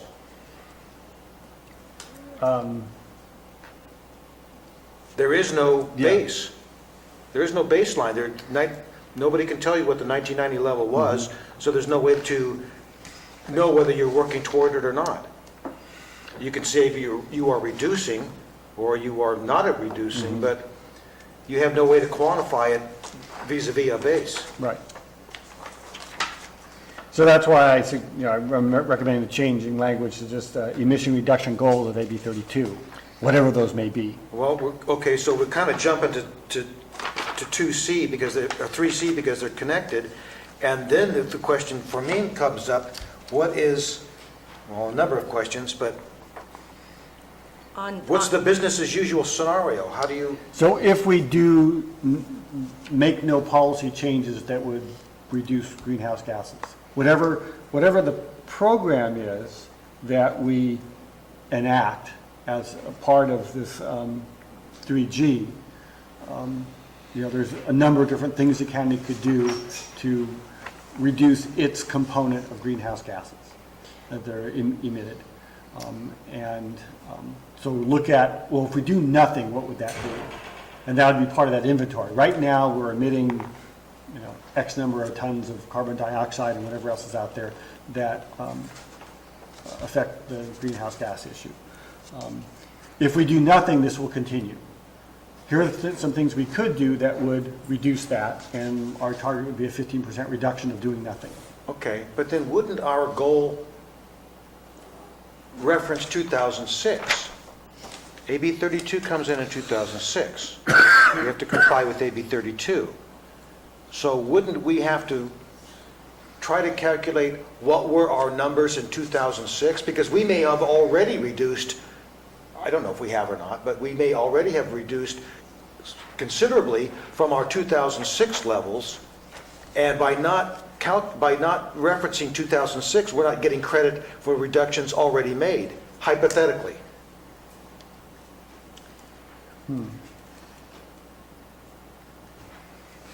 I suppose you could look at it that way. I don't know how you would. How would you accomplish that? Well, I don't know how you would go back 10 years and determine what was our. Correct. You can't go back 10 years, let alone 20 or 30. Right. So I think we'd have to do a starting point of whenever we do our inventory, and that becomes our baseline at that point in time. Now, there was reference to one test being done because somebody had said, we have only ever gone over our emissions once. Was it Jason? That has So to there do are with- some standards somewhere that exist, or Jason wouldn't have known it. But those aren't was- greenhouse gases. Those were. Oh, it was a different. That was, it I don't know if it was particulate or noxious oxide. Ozone or something, yeah. Whatever the pollutant Yeah. was, Okay. which is addressed, I think, somewhere else. I think it was particulates. Yeah. But, okay, I mean, there's no way to correlate the two? They're different. I mean, there may be some correlation of if you've got, typically this much, but that's an air pollutant that is transported primarily into the Correct. county. The greenhouse gas issue is how much we're creating through our land use patterns, through our activities on our own that's contributing to global greenhouse gases. Okay, that's. So our contribution is minimal compared to, say, the Bay Area, Los Angeles, even the San Joaquin Valley. But we have our component that we have a responsibility to try to reduce. We're not going to solve the world's problem on our own, but we're going to contribute based on what AB 32 says. Okay, but here's the other issue. We're on the right point here, but if your goal is to reduce, let's say just the interim, 15% below emissions under a business as usual scenario. If the county grows, it necessarily produces more emissions. More people, more emissions. There's no way around that. Right. So if your goal is to go down overall in an environment which is growing at some rate, even slowly, you've set yourself up for failure. But if your measure is on a per capita basis, to me, it makes more sense to do it that way. As a total emissions, the only way you can reduce is if people move out of the county. Well, I guess what I say, here's, your graph here, emissions over time, and business as usual is this line here. I don't know if you can see it from there. And then the reduction would be, it would still be increasing, but it's increasing less than what would be if we didn't do anything. Okay. That's a reduction. So that's a per capita basis? Yeah. It has to be. Yeah. Or it's measured, it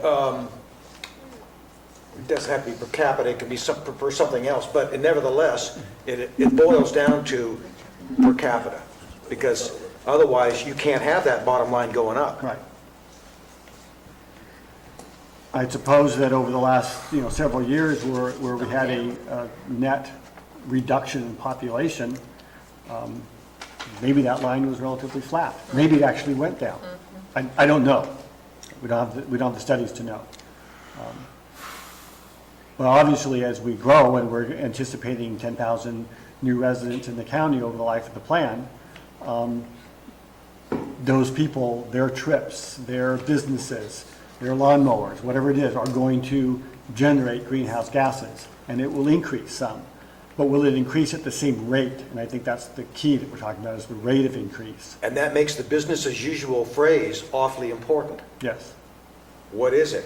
It's a growth rate of this, it's a growth rate of that. How do you determine what that is? Because it's a moving target. Well, it's going to be based on the expected growth.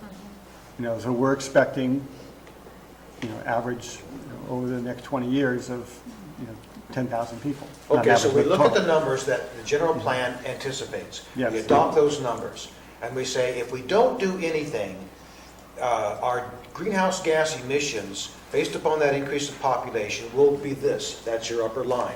I'm assuming that's the type of calculations that are done through that report out of, from 3B. The baseline analysis, and it will also show, so based on this population and these traffic patterns and these businesses that we have, That's our business. here's where we are today, and here's where it would go if we projected out 20 years. And so against that, we would have an interim target of a 15% reduction. Right.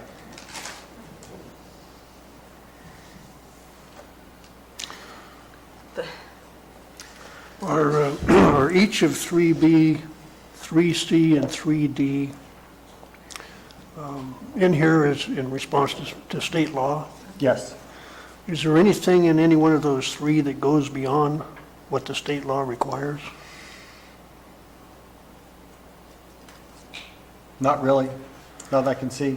Okay, now does the state law, I mean, actually doing a baseline study is probably not something that's required by state law, but I don't know how you would accomplish meeting the requirements of state law without it. well, that was my next question, which was, why aren't we looking to state law to see how to do the inventory if that's what's being required? Well, we will.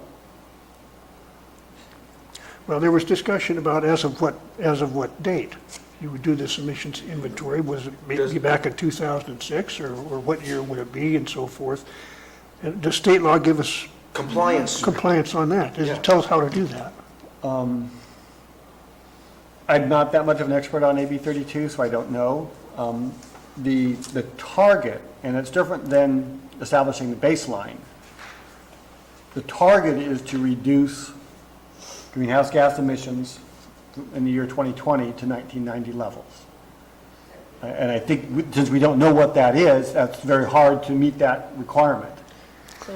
So that's why I took that out of the policy, saying we're going to do whatever we can to meet the state requirements, whatever they end up being, And I would suspect that over the next couple of years, that's going to change. The legislation is going to say, hey, we didn't meet it, and we need to come up with a new target.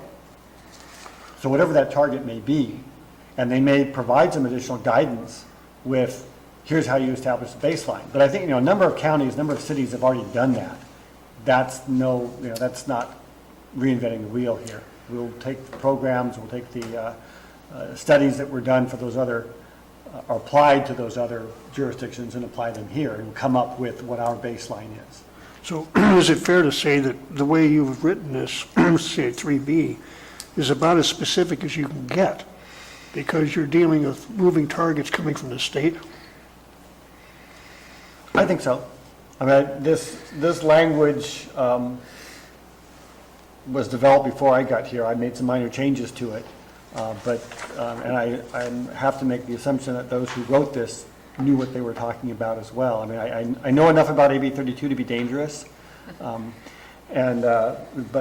But my understanding of it is, yeah, this is what's required. We need to do this. And we particularly need to do it as a part of our general plan, because that's now a mandate. Can we, instead of doing something with B, C, and D today, can we reach out to the air pollution control and ask them for some more guidance on AB 32? I mean, it just seems to me that maybe we haven't done. I don't think in my conversations with Corey and Jason Okay. that they have any more experience than I do on it. It's about new ground, and nor Brian. It's new ground for the county. As far as I know, we have not addressed that at all in the past. And is there a big fine for not having done this with the state? It's probably more of a cutoff of any kind of transportation funds. Oh, they're going to cut that anyway. I forgot. It's all right then. Not that we get much anyway. That's right. I but, forgot. We're not going to be getting those tax It's dollars. more of the holding out of the carrot rather than the stick aspect. It just makes me concerned that maybe even the planning commissioners need to be doing more homework on this before we go.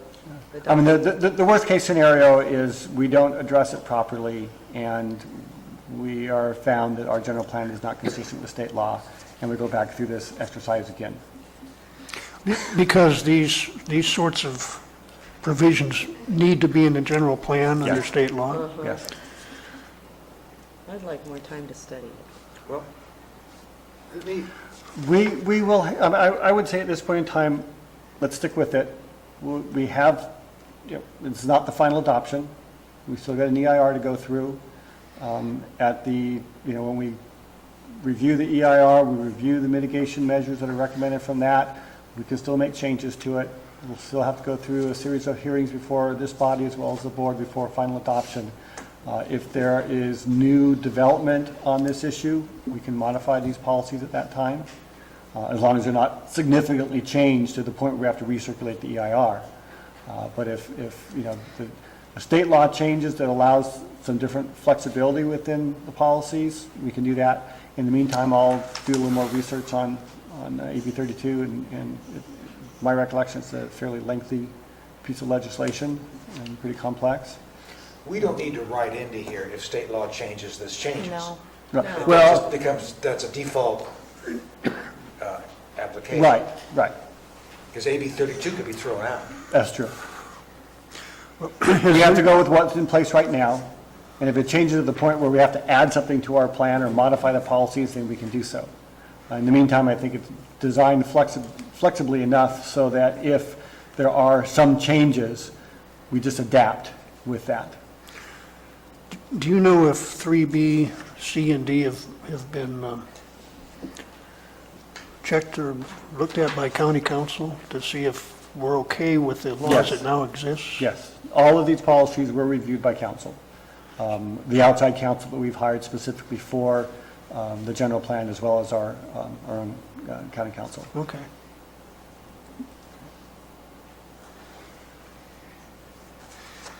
Well, I have a typo in 3C.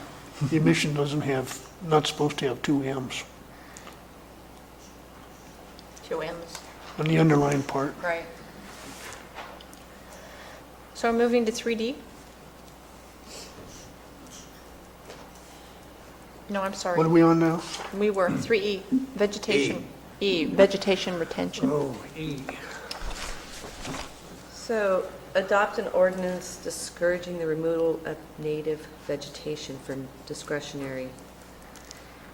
That may work in many areas of the county, but it would be very difficult in our area because of the reasons that you said, consistent with fire protection standards and the need to minimize wildfire. I mean, we basically have to gut our properties of all vegetation within 100 feet of our house.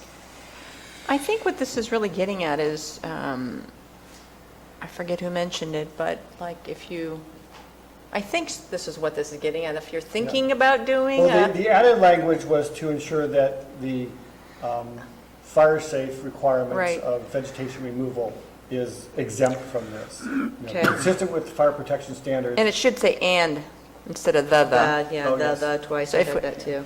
But isn't this getting at a situation where someone's thinking about doing a, a new Well, development? what has happened is, I'll just go out and cut all the oak trees on the property. Right. And then a couple years later, come in with my application, oh, there's no oaks, I don't have to Right. mitigate. And frankly, it's happening right now. There's a site that's going on right now, Well, So how, you're circumventing the, trying to circumvent, you know, yeah, yeah. this county's policies. but how would you draft or enforce such an ordinance? I mean, it seems to me it hinges on the state of mind of the landowner at a particular time, with the words "in anticipation of." And so you're going to discourage it. I guess you discourage it by saying, if we catch you doing it, we're going to either fine you a bunch of money or put you in jail or both. And Well, I think that if someone knows that they're going to be,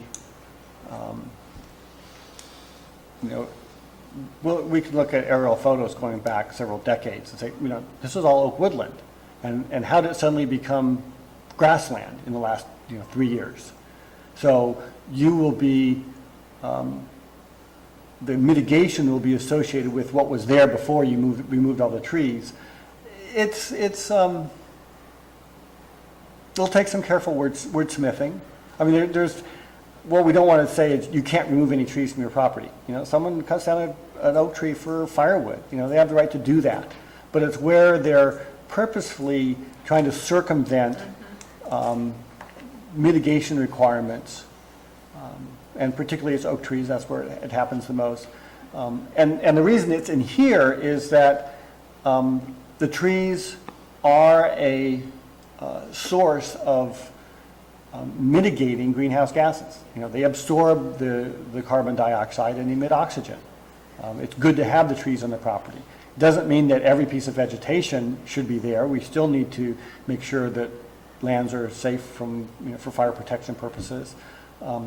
But the willful removal of the trees to avoid mitigation, future mitigation is what we're really trying to get at here. Did I hear you say that there's some significant problem with this activity now We've had reports of that happening right now on a large scale? on a fairly large scale. In connection with what kinds of activities? Future subdivision, Subdivision? future subdivision. I've had a landowner come to me several times about what it would take to develop his land.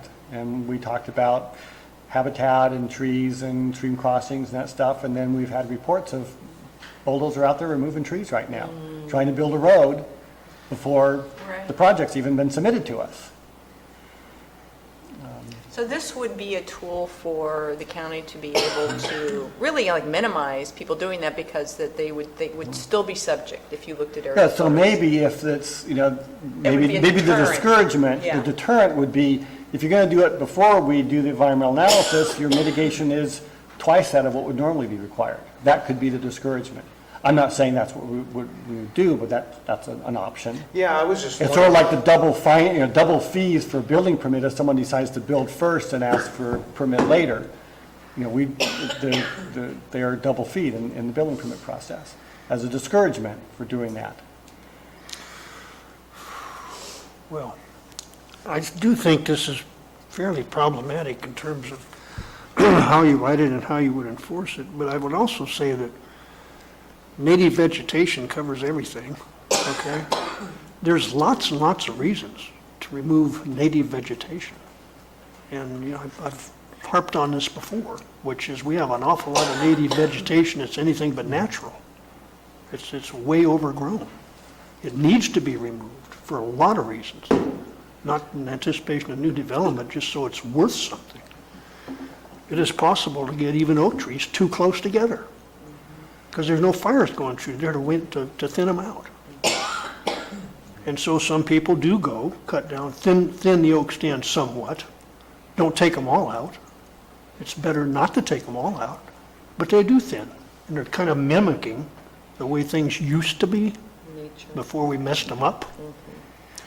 Just the opposite thing's going on up in the mountains too, where the conifers are overwhelming the meadows and crowding the meadows out. And so, you know, I think in a lot of respects, it is a positive development to get rid of brush and overstocked trees. It gets us back the way the landscape was before the white man got here and changed things.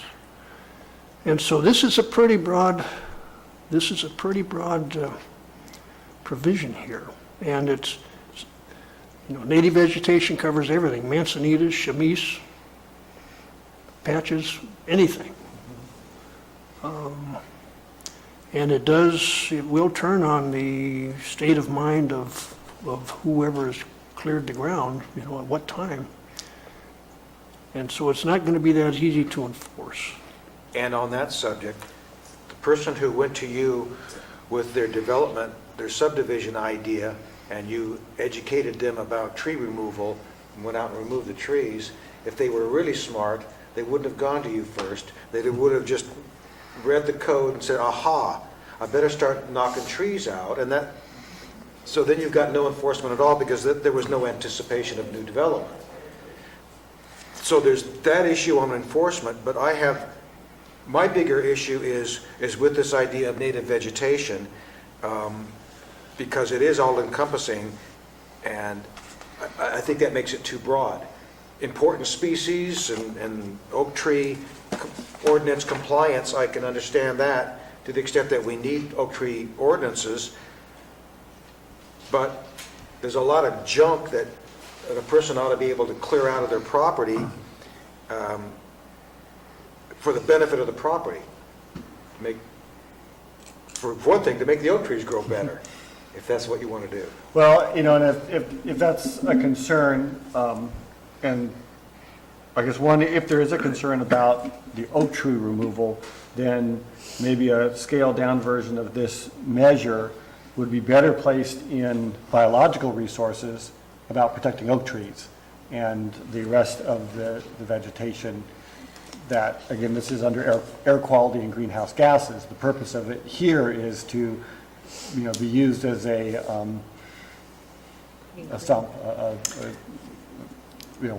absorption of greenhouse gases. At this, you know, I don't know that it's a real critical issue. You know, it's one of the measures that are out there that, you know, by retaining vegetation, you absorb more greenhouse gases. Fact. But there are offsetting issues that we have here with fire protection and grazing lands and other things that this is a policy call for you guys. And if you think it's important to have something like this for oak trees, then we should move it to bioresources to protect the oak woodlands. If you think it's important to address greenhouse gases, then we can modify this. If you don't think it's necessary, we can just delete it. As far as the oaks go, didn't we just go through the requirement, didn't we just already protect them? Not with this kind of language. How much does this add, and is this really a subset of some other protective goal Well, that if we it's just have? limited to oaks, yes, I would say it's a subset to maybe 2D. But what about pines and? Well, but pines don't have the same level of importance that the state has placed on them. I'm just talking about as a mitigation source, you know, of carbon dioxide. But if we're looking at carbon dioxide emissions. That's what I'm saying. What then about pines? all vegetation, pines, shrubs, oak trees, whatever is out there that They're all through there. all Process. provides that process. We previously talked about it, and maybe it was the vegetation section, that when it comes to having a fire, even not on the butte scale, the fact of you're not removing the brush years ago produces so exponentially more greenhouse gases than you mitigated by leaving the brush there. They're not even on the same playing field in terms of volume. So this is really heavily in conflict with the bigger problem of fire prevention or fire mitigation. I think that's why you added the last part of the sentence, so that there wasn't the conflict. It's consistent with fire protection standards and the need to But- minimize okay, wildfire and- risk. Agreed, and in my mind, consistent with fire protection means you don't do this at all. Absent You the know the what, I oak kinda- factor. Well, just, if I'm looking at this in trees in general, if someone was putting in a development, I don't care if it's in the oaks or it's the pines, it doesn't matter, they should minimize the trees that they're going to be cutting down to put the development in, because that's the beauty of the area when you're building those homes. I don't care if they're clustered or they're 5-acre parcels, that's still a part of the beauty. And what this is saying is just discouraging the removal of native vegetation, maybe the word native can leave, and removal of vegetation in anticipating of new development being the key word in there. I don't see it being really, really bad. I mean, and it's got to be consistent, obviously, with fire protection standards, because you can clean a lot so that it's absolutely beautiful. Get the vegetation off the bottom, you have these beautiful standing trees in your house underneath it. I don't care if it's oaks, grasses, what it is, it's still going to look good, and it gives us that greenhouse product that we need, taking on the, it's a good thing. People don't buy up in the Golden Hills because they don't want trees. They don't buy up in the high country because they don't want trees. So, I mean, those are important factors in our county. Which is why the developer wouldn't cut down the trees to begin with. It You wouldn't be to don't comply know with that. Right, you don't. You just Yeah. said that that's the reason, that's So- the beauty of the. Not Okay, everyone. but here's the thing, right? A lot of people don't want to rake those pine needles every year that fall out of that tree. And so when somebody goes in, they'll cut down every tree on that lot and build their house, and they're perfectly happy depending on other people's trees. Right now, I will tell you that we're seeing lots be cleared anyway because all the trees are dying, and it's just devastating, and there's nowhere to take the trees, so we just have stacked lots. Which this particular measure does not target. This measures new development. It's not the individual Right. on their property. So, I mean, It doesn't, But I consider a new development being a house going on a lot, and that's basically what we do here.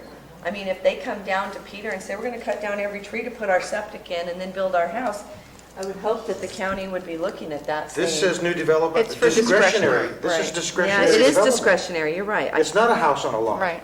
So, I mean, to me, this is just trying to keep people honest.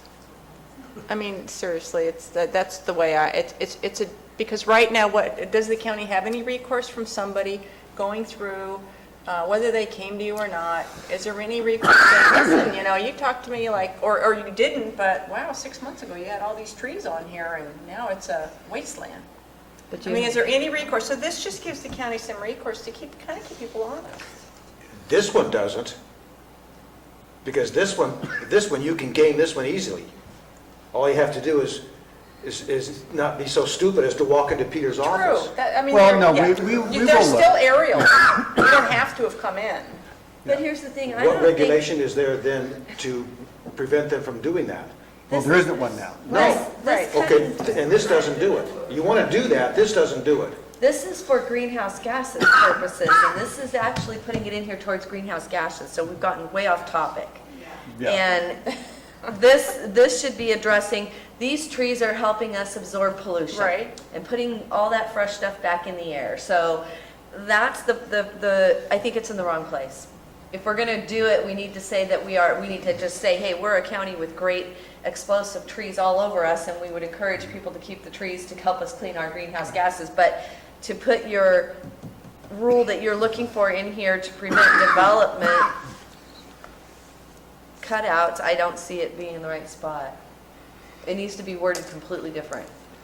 You're looking for Yeah, enforcement under greenhouse, and it doesn't belong, enforcement Right, does not right. belong under greenhouse. I agree. If the purpose of this policy in this section is to enhance greenhouse gas reduction, then the issue of oak tree removal pre-development Is mute. is not applicable. It's in the wrong spot. And if we have a concern about that, we should come up with a measure that addresses that under biological resources.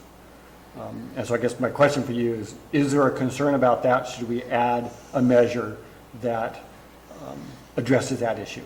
I'm hearing from Fawn, yes.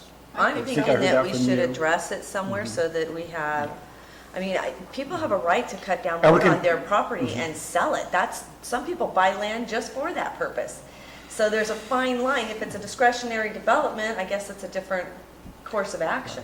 And the only thing that really is, because other than timber harvest requirements for, forestry, that you have to get certain permits from CDF on if you're harvesting timber Yes. for commercial purposes. There's nothing that stops someone from doing that on their property. They've got timberland up in the high country and they can do that. Right. The concern really is about the removal of oak trees. Well, You know, isn't that and- addressed in state law? Aren't those trees protected by state law? Well, and I guess that's the issue of, They are. 2D, Right. is how do we implement state law? Well, How do we have local rules that ensure that we're consistent with the requirements of state law? The state basically puts that burden back onto us. Okay. Counties shall adopt rules and regulations to protect oak trees. We'll have standards in our general plan, that kind of stuff. They've declared they're important, and you guys are going to take care of the problem for us, is essentially what they've said. I'd like to recommend 3E be pulled out of here. I think that this is trying to address the wrong standard. I think it's in the wrong place, and I'd like to move it over to where you were talking about 2D. under biological resources. 2D. 2E, Probably would be a 3E. separate measure I under believe 2. it should be, and that would, Yeah. so it's 3E that I'm talking about. Okay, 3E. Yeah. So pull it and put it under 3E biological. Goes under biological resources. Is there a desire to have a policy that addresses the more broad greenhouse gas reduction value of vegetation? I think there's great value to the vegetation adding to that, but So do we want to retain some measure here that talks about that issue, that doesn't get into the I think the as long as it's pre-development not an issue? enforcement issue, but we're showing the state that we have something wonderful to provide us goals and measures in our greenhouse gases. Let me It's a see good what else idea. is out there, and I will essentially split this into 2 separate measures. Something generic, we have more trees than you do, no. There. And see if there is policy language from, other plans, see what Amador Tuolumne has done on that I regard. wouldn't be opposed to looking at that, but And so when I bring this back, we'll have a couple, because there's several policies here and several sections that I'm going to have to bring back Right, to you right. for further review. If you guys say, no, we don't need a policy, I won't waste my time I'd like doing to it. see But if one. you think it's I- valuable, then we I'm can. asking to pull it, and I think we need to find out if everybody else is in agreement. No, I'm in agreement pulling I the oak part out and incorporating it back into biological. But I'm also would like to see what else is out there in terms of greenhouse gas emissions through retention of vegetation. Oh, I wasn't doing the oak part, I was deleting the whole thing and moving the whole thing. Yes, I agree Oh, with you. okay. We're moving the whole You said thing. just the oak part, and I'm like, no, Well, the no, no. enforcement We're part. moving that whole thing, but Okay. then also having some mitigation under, or implementation measure that addresses retention of vegetation. For greenhouse gas Yes. purposes, for- but that's not what for Pe- development No, purposes. for greenhouse. That's what Peter said. He will look at some ideas and what neighboring counties are doing and provide an alternative at our next meeting. All of this is foo-foo for the state anyway. I guess I'll wait and see what people come up with, but I have to say that the idea that this non-natural overgrowth of vegetation has to stay in place to contribute to some minuscule reduction in greenhouse gases just astonishes me. And it's even, on a minuscule point, our county's power to mitigate greenhouse gases lies almost entirely in the forested areas of the county that are not under our control. And they would An evergreen has many times more greenhouse gas mitigating power than any oak tree. It's green all year round, and the fact of the needles versus leaves is a huge difference, and the biologists can tell you that. But if they're not thinned, then they are But- not productive. The overgrowth But again, that's stunts not their us, growth. that's somebody Yeah, else's management of the forest. It is. Well, it's of our lands, As compared to too. what's left, you take that away, and what's left in terms of its power to have any effect is very, very small. So you're going to put in a lot of, my hunch is you're going to put in a lot of work that looks good on paper and maybe makes the state think, oh, well, your general plan is targeting what we want you to target, but Lordy, it's just all, it's fluff. It becomes fluff. On the issue of greenhouse gas, it becomes fluff. But it makes the state happy. I know, but to what? That may be value in and of itself, but that's a valid point. This whole. We could say in our general plan, It's for Sacramento's benefit, not ours. the vast majority of our greenhouse gas mitigation power lies on lands that we have no control over, forests, because of these reasons. They are evergreens, yada, yada. And to the extent that we have control over the rest of the land, our bigger problem is fires.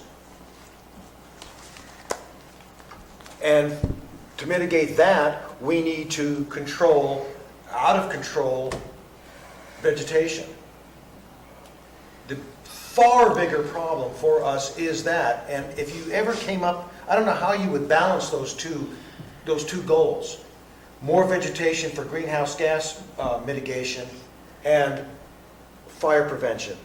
I just don't, they're gonna smack up against each other at every turn. Well, the biggest thing here is that I think under the state rules, there's only, you said, 2 oak trees that are protected, and we're using the word native. So And I don't know No, that. no, no, I that think, didn't say that. yes, I was thinking, Any Quercus, any tree in the genus Quercus is protected under state law. so, They've identified Valley Live and Blue Oak as being extra corpus. extra special, but they're all special to the state. So let me see what else is out there. I appreciate that, devastating fire will have at least a short-term effect on greenhouse gas emissions, much more so than, saving some brush. Let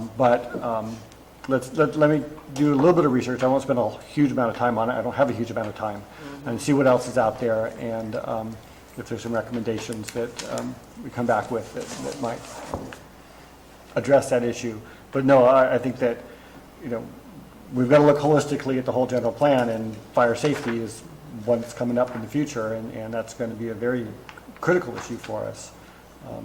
And so we need to balance these competing interests. I appreciate that you need to make people in Sacramento happy with our general plan, or that it needs to go through this EIR process. But if you don't need this to plug a hole, then this causes you more problems than it solves. Okay. All right, so let's move on to, are there many comments on green waste Yes. collection? So should we take a break before we get there then? we've only got 2 things left in Well, that's- public comment. I guess I would ask the public what they'd like to do. What do you think? Want to take a break? It's up to you guys, and if you think we You can wanna- get through Wait a these two second. fairly quickly, We've got 2 more items here. Can we Right. Two just more do it? policies, right, We have or 2 more measures. 2 more measures to go. F and G. Can we do it in the next, 10 This isn't, 10 minutes, or is it going to be a half an hour discussion? I see. It's gonna be half an hour? Scenic? No, no, No, no. no, We we already still went through have that. CF and CG. Oh, no, Three let's F. keep going. Through this piece, yeah. All right, so, green waste collection. Just fix the typo, utilize first word, second sentence. Actually, both utilizes, but I have a conversation around this. It says to continue to provide green waste collection programs at county-operated landfills and transfer stations. None of our transfer stations take any of our green waste at all. Doesn't, one or two of them did. Not anymore. You Not have anymore? to go to Red Hill or to Milton, correct? Well, Milton's, No, Red Hill is a transfer station, isn't it? Red Hill is only taking 3 yards at a time from private people, no commercial deliveries, correct? Our transfer station in I believe Avery, that's correct, I'm not sure, that's something we need to, the transfer No, station that's in the Avery landfill. will not take any green waste at all, period. What about over in your area? No, we never have. Okay, so the transfer stations do not accept green waste. Well, you just said one of them did, Red Hill. Red Hill. Red Hill was closed for a while, and it was reopened to green waste collection. It's limited to private, Like your home, the yeah. home, yeah. And I have heard, I'm not sure this is true, if you hire someone to remove vegetation on your property, they have to take it all the way to Correct. Red Hill. Or to Or Milton, Milton. yeah. So maybe rather than continue to provide, is we just say provide, or provide where feasible, or something. I think that's, Yeah, just provide. the purpose of this is to try to minimize just the burn piles that send all that up in the air, cause particulate matter, and Is Green Hill, is it called Green Hill? Red Red Hill. Red Hill, is it just a really small one and it can't handle big volumes, and so they just have to, it would overwhelm them? What happened Pretty was much. that over on Highway 4 corridor area, we lost the ability to have our pine needles hauled and where they were normally taken to. They were taken to a private company that would haul them over to Chinese camp. They went through the recycle burn process over there. They shut down doing to our county doing the rimfire cleanup. So we lost the ability for the private people to haul the pine needles, and then they started trying to find other places, and they started going to different counties. It was costing a fortune. So then Red Hill got overloaded because nobody wanted to pay those fees, so they all hit Red Hill, and we went above capacity that the state allows there. So we're scrambling this year to try and I will say that Jeff at Public Works has done an amazing job trying to resolve these issues. And then you had mentioned Cal Waste was setting up in San Andreas another facility for us. But we overloaded them. I mean, the requirements for us and the cleanup that we have to do up in our area is massive with the pine needles every year. It's not 3 yards. Every yard will pull 13 yards of pine needles. Well, your truck don't even hold that, so you're making several loads. So now the Arnold, Dorrington people, even up the hill further, have to go all the way down to Milton Road to haul 3 yards at a time. They can't do it. Why do people want to remove their pine needles? They are mandated by the state for fire protection. fire hazard. Oh, And it is, and so, but what happens is when people, and this is where Peter's addressing this under greenhouse gases, and I understand where he's going, when people are not hauling their pine needles down and off the hill, they're burning them. Well, there goes our pollution through the roof. And the risk of fire, because a lot of second homers will come up, burn, go home, leave their piles, and they're unattended, and they aren't out when they leave. and they don't decompose or anything? No, No, you'll build up thatch. no, but if we could haul them to the East Coast, they're worth a lot of money. So could we just say provide as feasible, or as feasible, provide green waste collection programs at county-operated landfill and transfer stations? We could. I don't know if we're going to be able to comply. Well, I think, because, we've got a lot of rules and regulations on their oversight of the transfer stations. Yeah. And so where it's feasible, because we were shut down for a while because I don't know if it was the overloading. I heard there was some other issues going on that the state basically said, you can't operate this green waste until you fix certain things. There was some runoff issues and erosion issues that needed to be addressed. Didn't they have a big leachate problem? That might have been it. We So there was- overloaded them though, and that's what caused Yeah. those issues. But I think that, this is a directive to the county, to us, to say, let's provide this service where Right. we can. It's important. So where feasible, provide. Yeah. Or- I just put it at the end of that sentence, provide green waste at transfer stations where feasible. Okay, and then utilize public and private partnerships to utilize, both of the words utilized are spelled wrong. All right, green waste and alternative uses and waste energy facilities. So are we good with that? Okay. Yeah, all right, so incentives for alternative energy. I don't have any comments. I do. What type of incentive would we be offering for this? Real estate for solar? Could be something where we have a reduction in landscape requirements for parking lots if they want to put in shade structures and incorporate solar panels. Where you would otherwise have a tree, Yeah. if you now have a Solar shed panel. type of thing, and, yeah. Isn't it possible to have that in other areas if, and work it like the Williamson Act, in other words, if you put in so many thousand square feet of Facilities, how are we going to do that? solar panels, you get some Alternative. benefit other than what you get from the PG&E? There is a fairly recent state law that allows for solar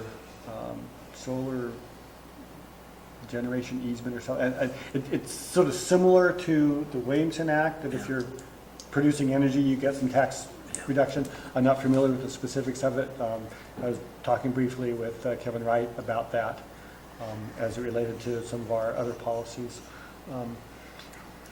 There could be other things. We could, expedite permit processing for, wind power or solar power. Maybe some deferred fees, Deferred not fee. forgiven, Yeah, but deferred. Yeah. I don't know what those are right now, but let's think about that. What can we do to encourage the establishment of those kinds of small scale. When you're saying to provide incentives for providing alternative energy producing facilities,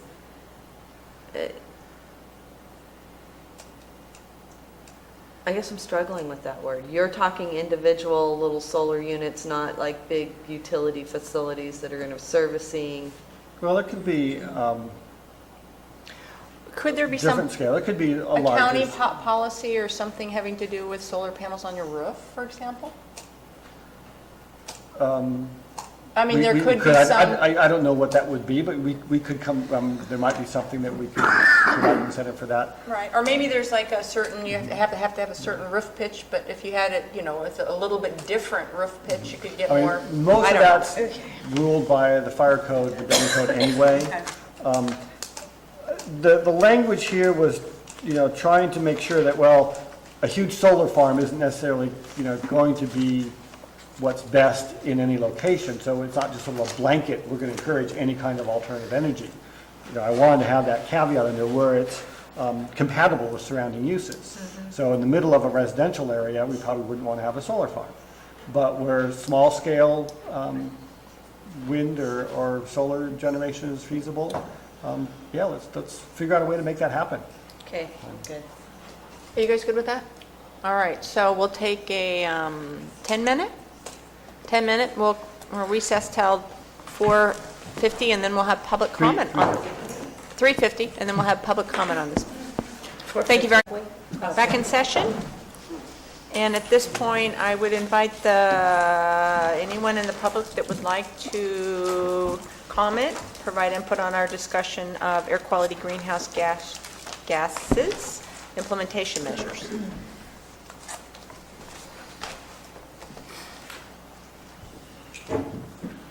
Joyce Tekel again. I'm not sure I'm right, but I've been watching that 1226 intersection function down there where we are now, and I would imagine that improvement or modification went some distance in improving greenhouse gas situation, because the cars don't stand there and idle as much.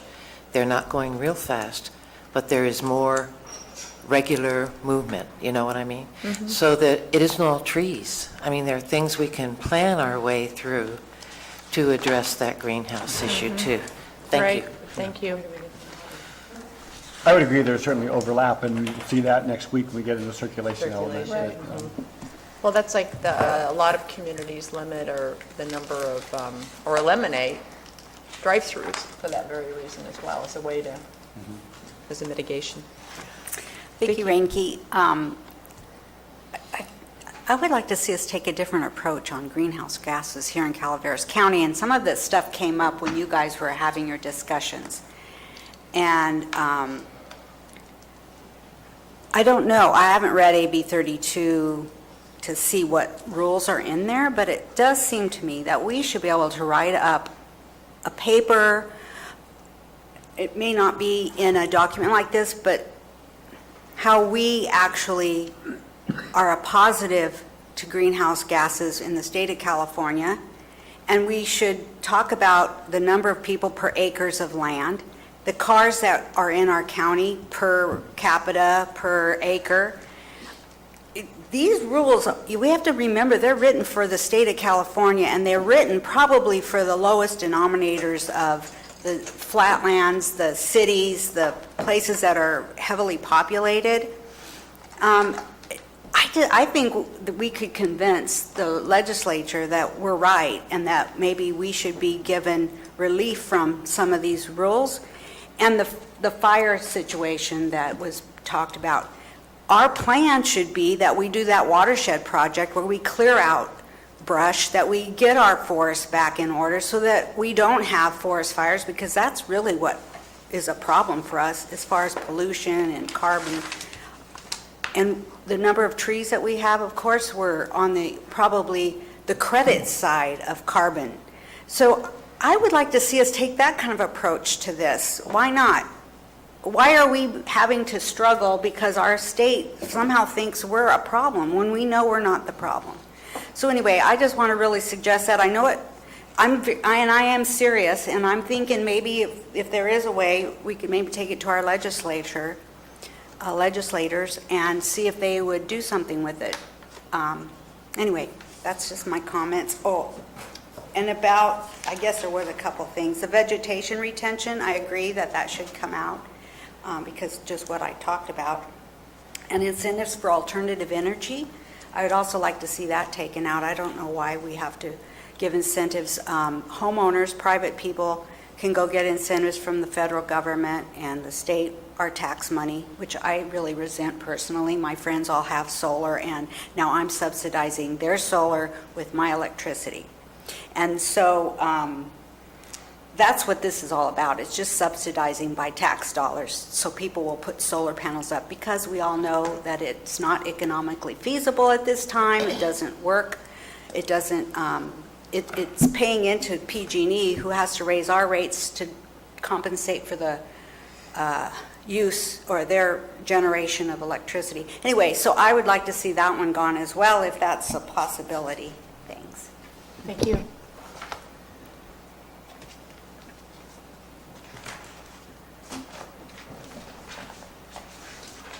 Colleen Platte, Valley Springs. Just want to briefly talk about the vegetation retention program here, and I support the idea of bringing it back as two separate policies and basically moving it as is, except for changing the words, to oak trees as appropriate to the biological section under oak woodlands, and reworking it somehow, as Peter said, to balance the fire problem with the need to just keep our vegetation that we can. So I support that. Thank you. Thank you. Anyone else? All right, I'll bring it back to the commission. Any further discussion?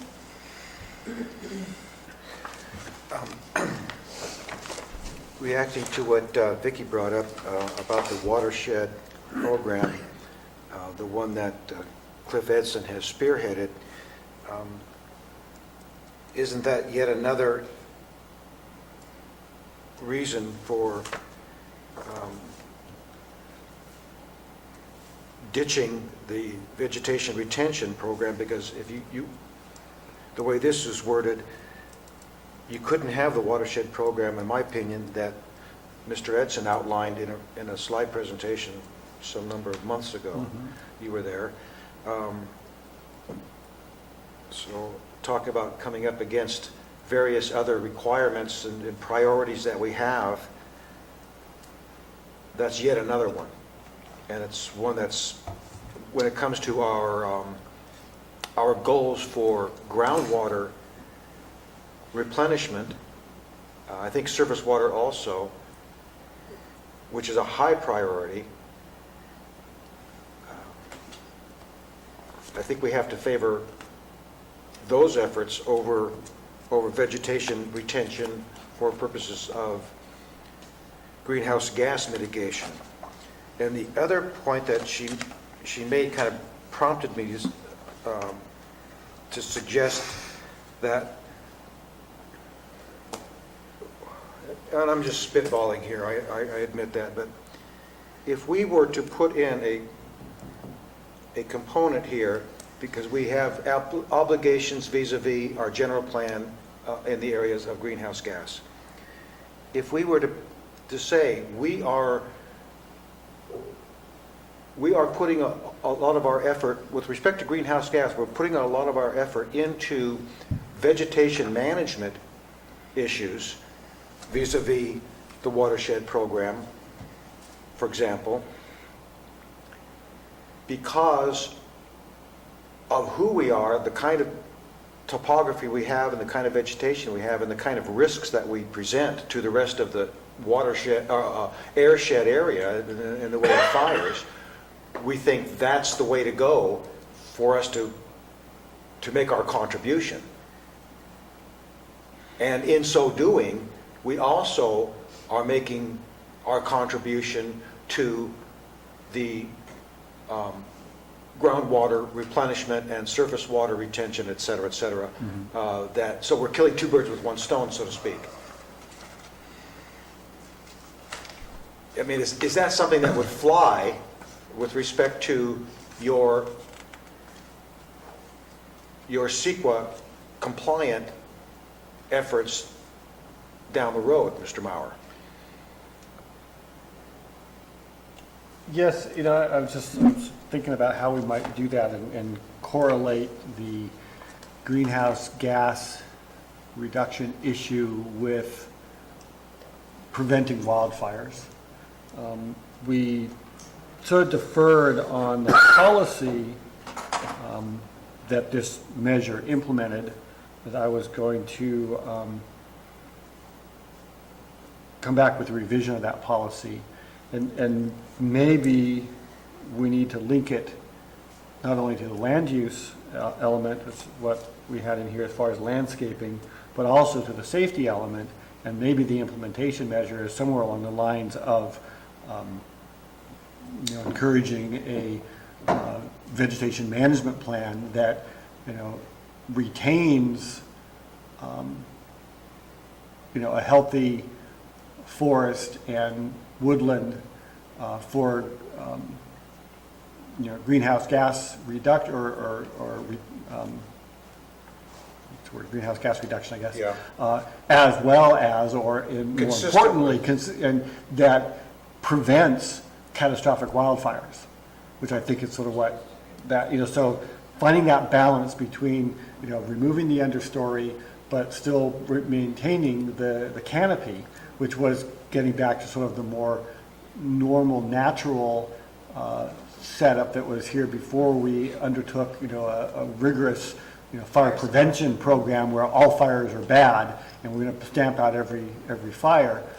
Small scale fires used to burn through pretty, periodically to keep the understory. That was sort of the natural process in particularly in chaparral areas.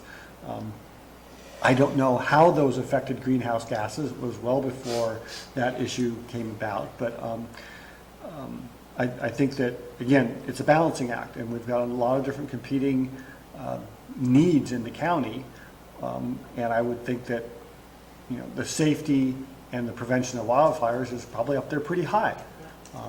And while we need to address greenhouse gases, our contribution is less than others. We still have a contribution, we need to address it, but, and I think that protecting a healthy forest is going to provide that sink for carbon dioxide, more so than if we have 72,000 acres of burnt forest. That would be the key language that you could point to. So I'm not sure exactly how to put that into a succinct sentence or two, but I'll work on that. And then, so you mentioned the So maybe it's just that we have it maybe in safety element, and then we point to the policy under greenhouse gases to implementation of this is also in the safety element. keeping in mind that one of another priority is the water policy. So when you talk about balancing those two things, it's really three things, and the greenhouse gas, in my mind, is third on the list, Yeah. So and a distant third. I will take a look and see what other jurisdictions have done, see what recommendations are out there from, other organizations and even the state. And see if there's something that we can add to this that meets our needs. But I think I understand the direction that you would like to see, and I think that there's a general consensus on the commission that the fire safety issue is paramount compared to protecting vegetation for the sake of carbon dioxide absorption. Does the Rural Counties organization that we belong to, do you suspect maybe they have something, maybe that's been addressed by somebody else in that organization? Maybe they have some assistance for us. They might check with them. Get something for our dues money. Lastly, the solar issue that Ms. Ranke brought up, and this is kind of a clarification for her purposes. The way that this implementation measure is directed is at a development, not an individual homeowner, but a development where if the developer says, I want to put up solar panels, but you've also got this requirement for landscaping and whatnot, and I can't fit the two together, this tool allows them to forego this in favor of... Probably would be something more along the line of commercial development. Commercial, We don't require landscaping for residences, that's... Well, I really thought for multifamily... Maybe multifamily, yeah. Yeah, multifamily. That's what I had in mind. I was thinking single family, but yeah, for multifamily or commercial, where there's larger parking lots, and particularly where, for multifamily, where they have, covered parking. Okay. A perfect spot to put a solar panel up there. I also wanted the public to understand that the state has a goal of, what was it, 20% renewable power? Yeah, I don't know. It's the number that sticks in my mind. Okay. Does that not filter down to us in terms of our general plan requirements? Or does it? I'm not sure how specific it is, but it gets into the overall... You should provide for kind of a thing? Right. It makes sense for us to do that. It's consistent with the AB 32 requirements. I suspect that if it's not there now, it will be soon become more of a mandate if we don't sort of voluntarily assist with that. Notwithstanding the fact, and she's right, that economically it doesn't make any sense, and it does raise power bills because PGE has to have the requirement to use this more expensive power. Notwithstanding the economic question, it's still a requirement for the county to do something to facilitate. Yes. In those words. Okay. I would say that a lot of this ties together. And just sort of how you write these things, it's difficult when it has to be broken into different elements. Because if you managed your forest correctly, and you kept your brushlands under control, and you got things back to the way they were before we messed them up badly, it has a great number of effects. It increases your water supply. It reduces the danger of catastrophic fires because the fuel isn't there. It increases the forage. It's good for all the critters. It's on the biological side. And so by doing proper land management the way it used to be done 100 and 150 years ago, you really help out a lot of different things. How greenhouse gases fits into this, I don't know. I don't know how much grass absorbs carbon or whatever it's supposed to do compared to brush. I guess I don't really care, because all of these other things are way, way more important than that. When you don't have water in your creeks, you don't have any fish. And when you have too much brush, you don't have any water in your creeks. You don't have any forage for your deer. It all ties together. And I don't know how you can wordsmith this, if you will. But that's kind of my idea on how this ought to work, and, Supervisor Edson is on the right track. There's no doubt about it in my mind. And I think these fires we've had should have served as a wake-up call to a lot of people about the real mess this county and a lot of others are in because of government intervention over the years. And one of the main impediments to cleaning this up is the air quality people. Because in a lot of cases, the only way you can deal with what we have is to burn it. It's too steep to get equipment into. There's nothing there of value to harvest, but it has to be taken care of.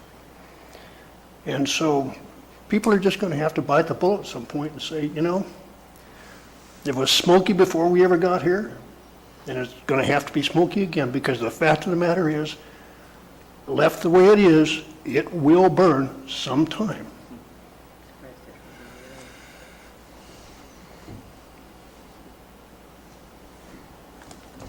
So are Which we- is a long way of saying I'm not in favor of vegetation retention. Okay.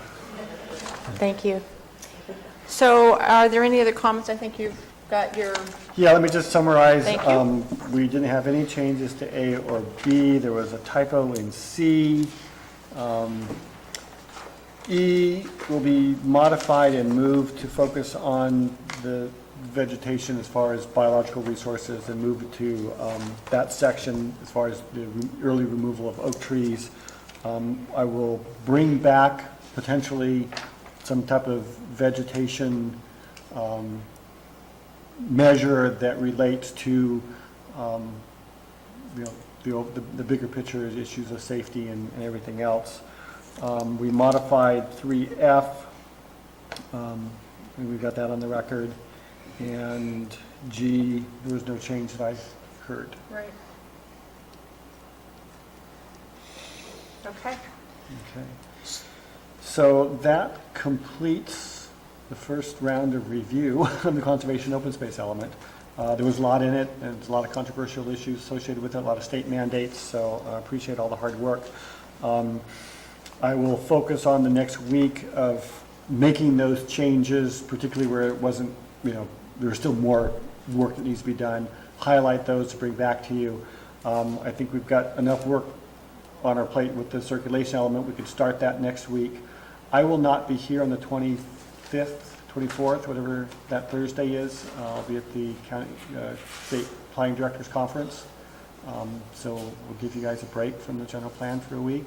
Okay, so That's the no- 24th? No meeting. No meeting? Do we have any other regular agenda items for the 24th? I don't believe so. Okay, so at this point, no meeting on the 24th. If the staff we'll let you know if there's going to be something regular agenda, but we can always punt that to the first meeting in March. Today's the 11th, right? Yes. 14 and 11's 25. 25th, yeah, whatever that last. Two-day conference. Whatever, it's Thursday and Friday. Thursday. So whatever that Thursday is, that's the last Thursday of the month. And then try to bring this back for sort of final discussion and adoption for the first meeting in March, which would be the 3rd, I believe. That would be a special meeting for a general plan. So that work as far as scheduling? Yeah, I think so. So will there be no meeting on the 25th, or just, there'll be a I think meeting at this but no point, no general? meeting on the 25th. Unless something, Unless we have some a non-general regular- plan business Yeah, comes up. no general plan business. Right. Okay. So, we've I had, also, just if I can finish up. Sure. The technical background report is done. I'm just trying to piece it all together. I've had some technical difficulties with computers and printers working cooperatively. And it's shaking your head, yes. So that should be out next week sometime. We'll put that on the agenda at some point in the future, but there were quite a number of changes made, give people plenty of time to look at those changes and the new information, updated information in a lot of cases. So that's back, that'll be coming back to you. And then I suspect we'll probably have a couple of meetings on circulation. And then the last two elements will be safety and public services. And I'll be working on those over the next few weeks. Okay. And then community plans, and then the land use map. We have ways to go. We're in but for the getting there. long haul.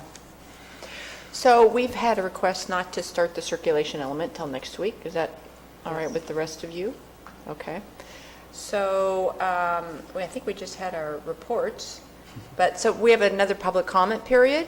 If there's anyone in the audience who wants to address the Planning Commission this afternoon? You didn't take a motion on the last section, but you did on the previous two. I think it was We have loose ends there. acceptance by acclamation. Okay. Yeah. You had It head just didn't nodding. make sense because you've made motions on each section, but not the last one. Okay.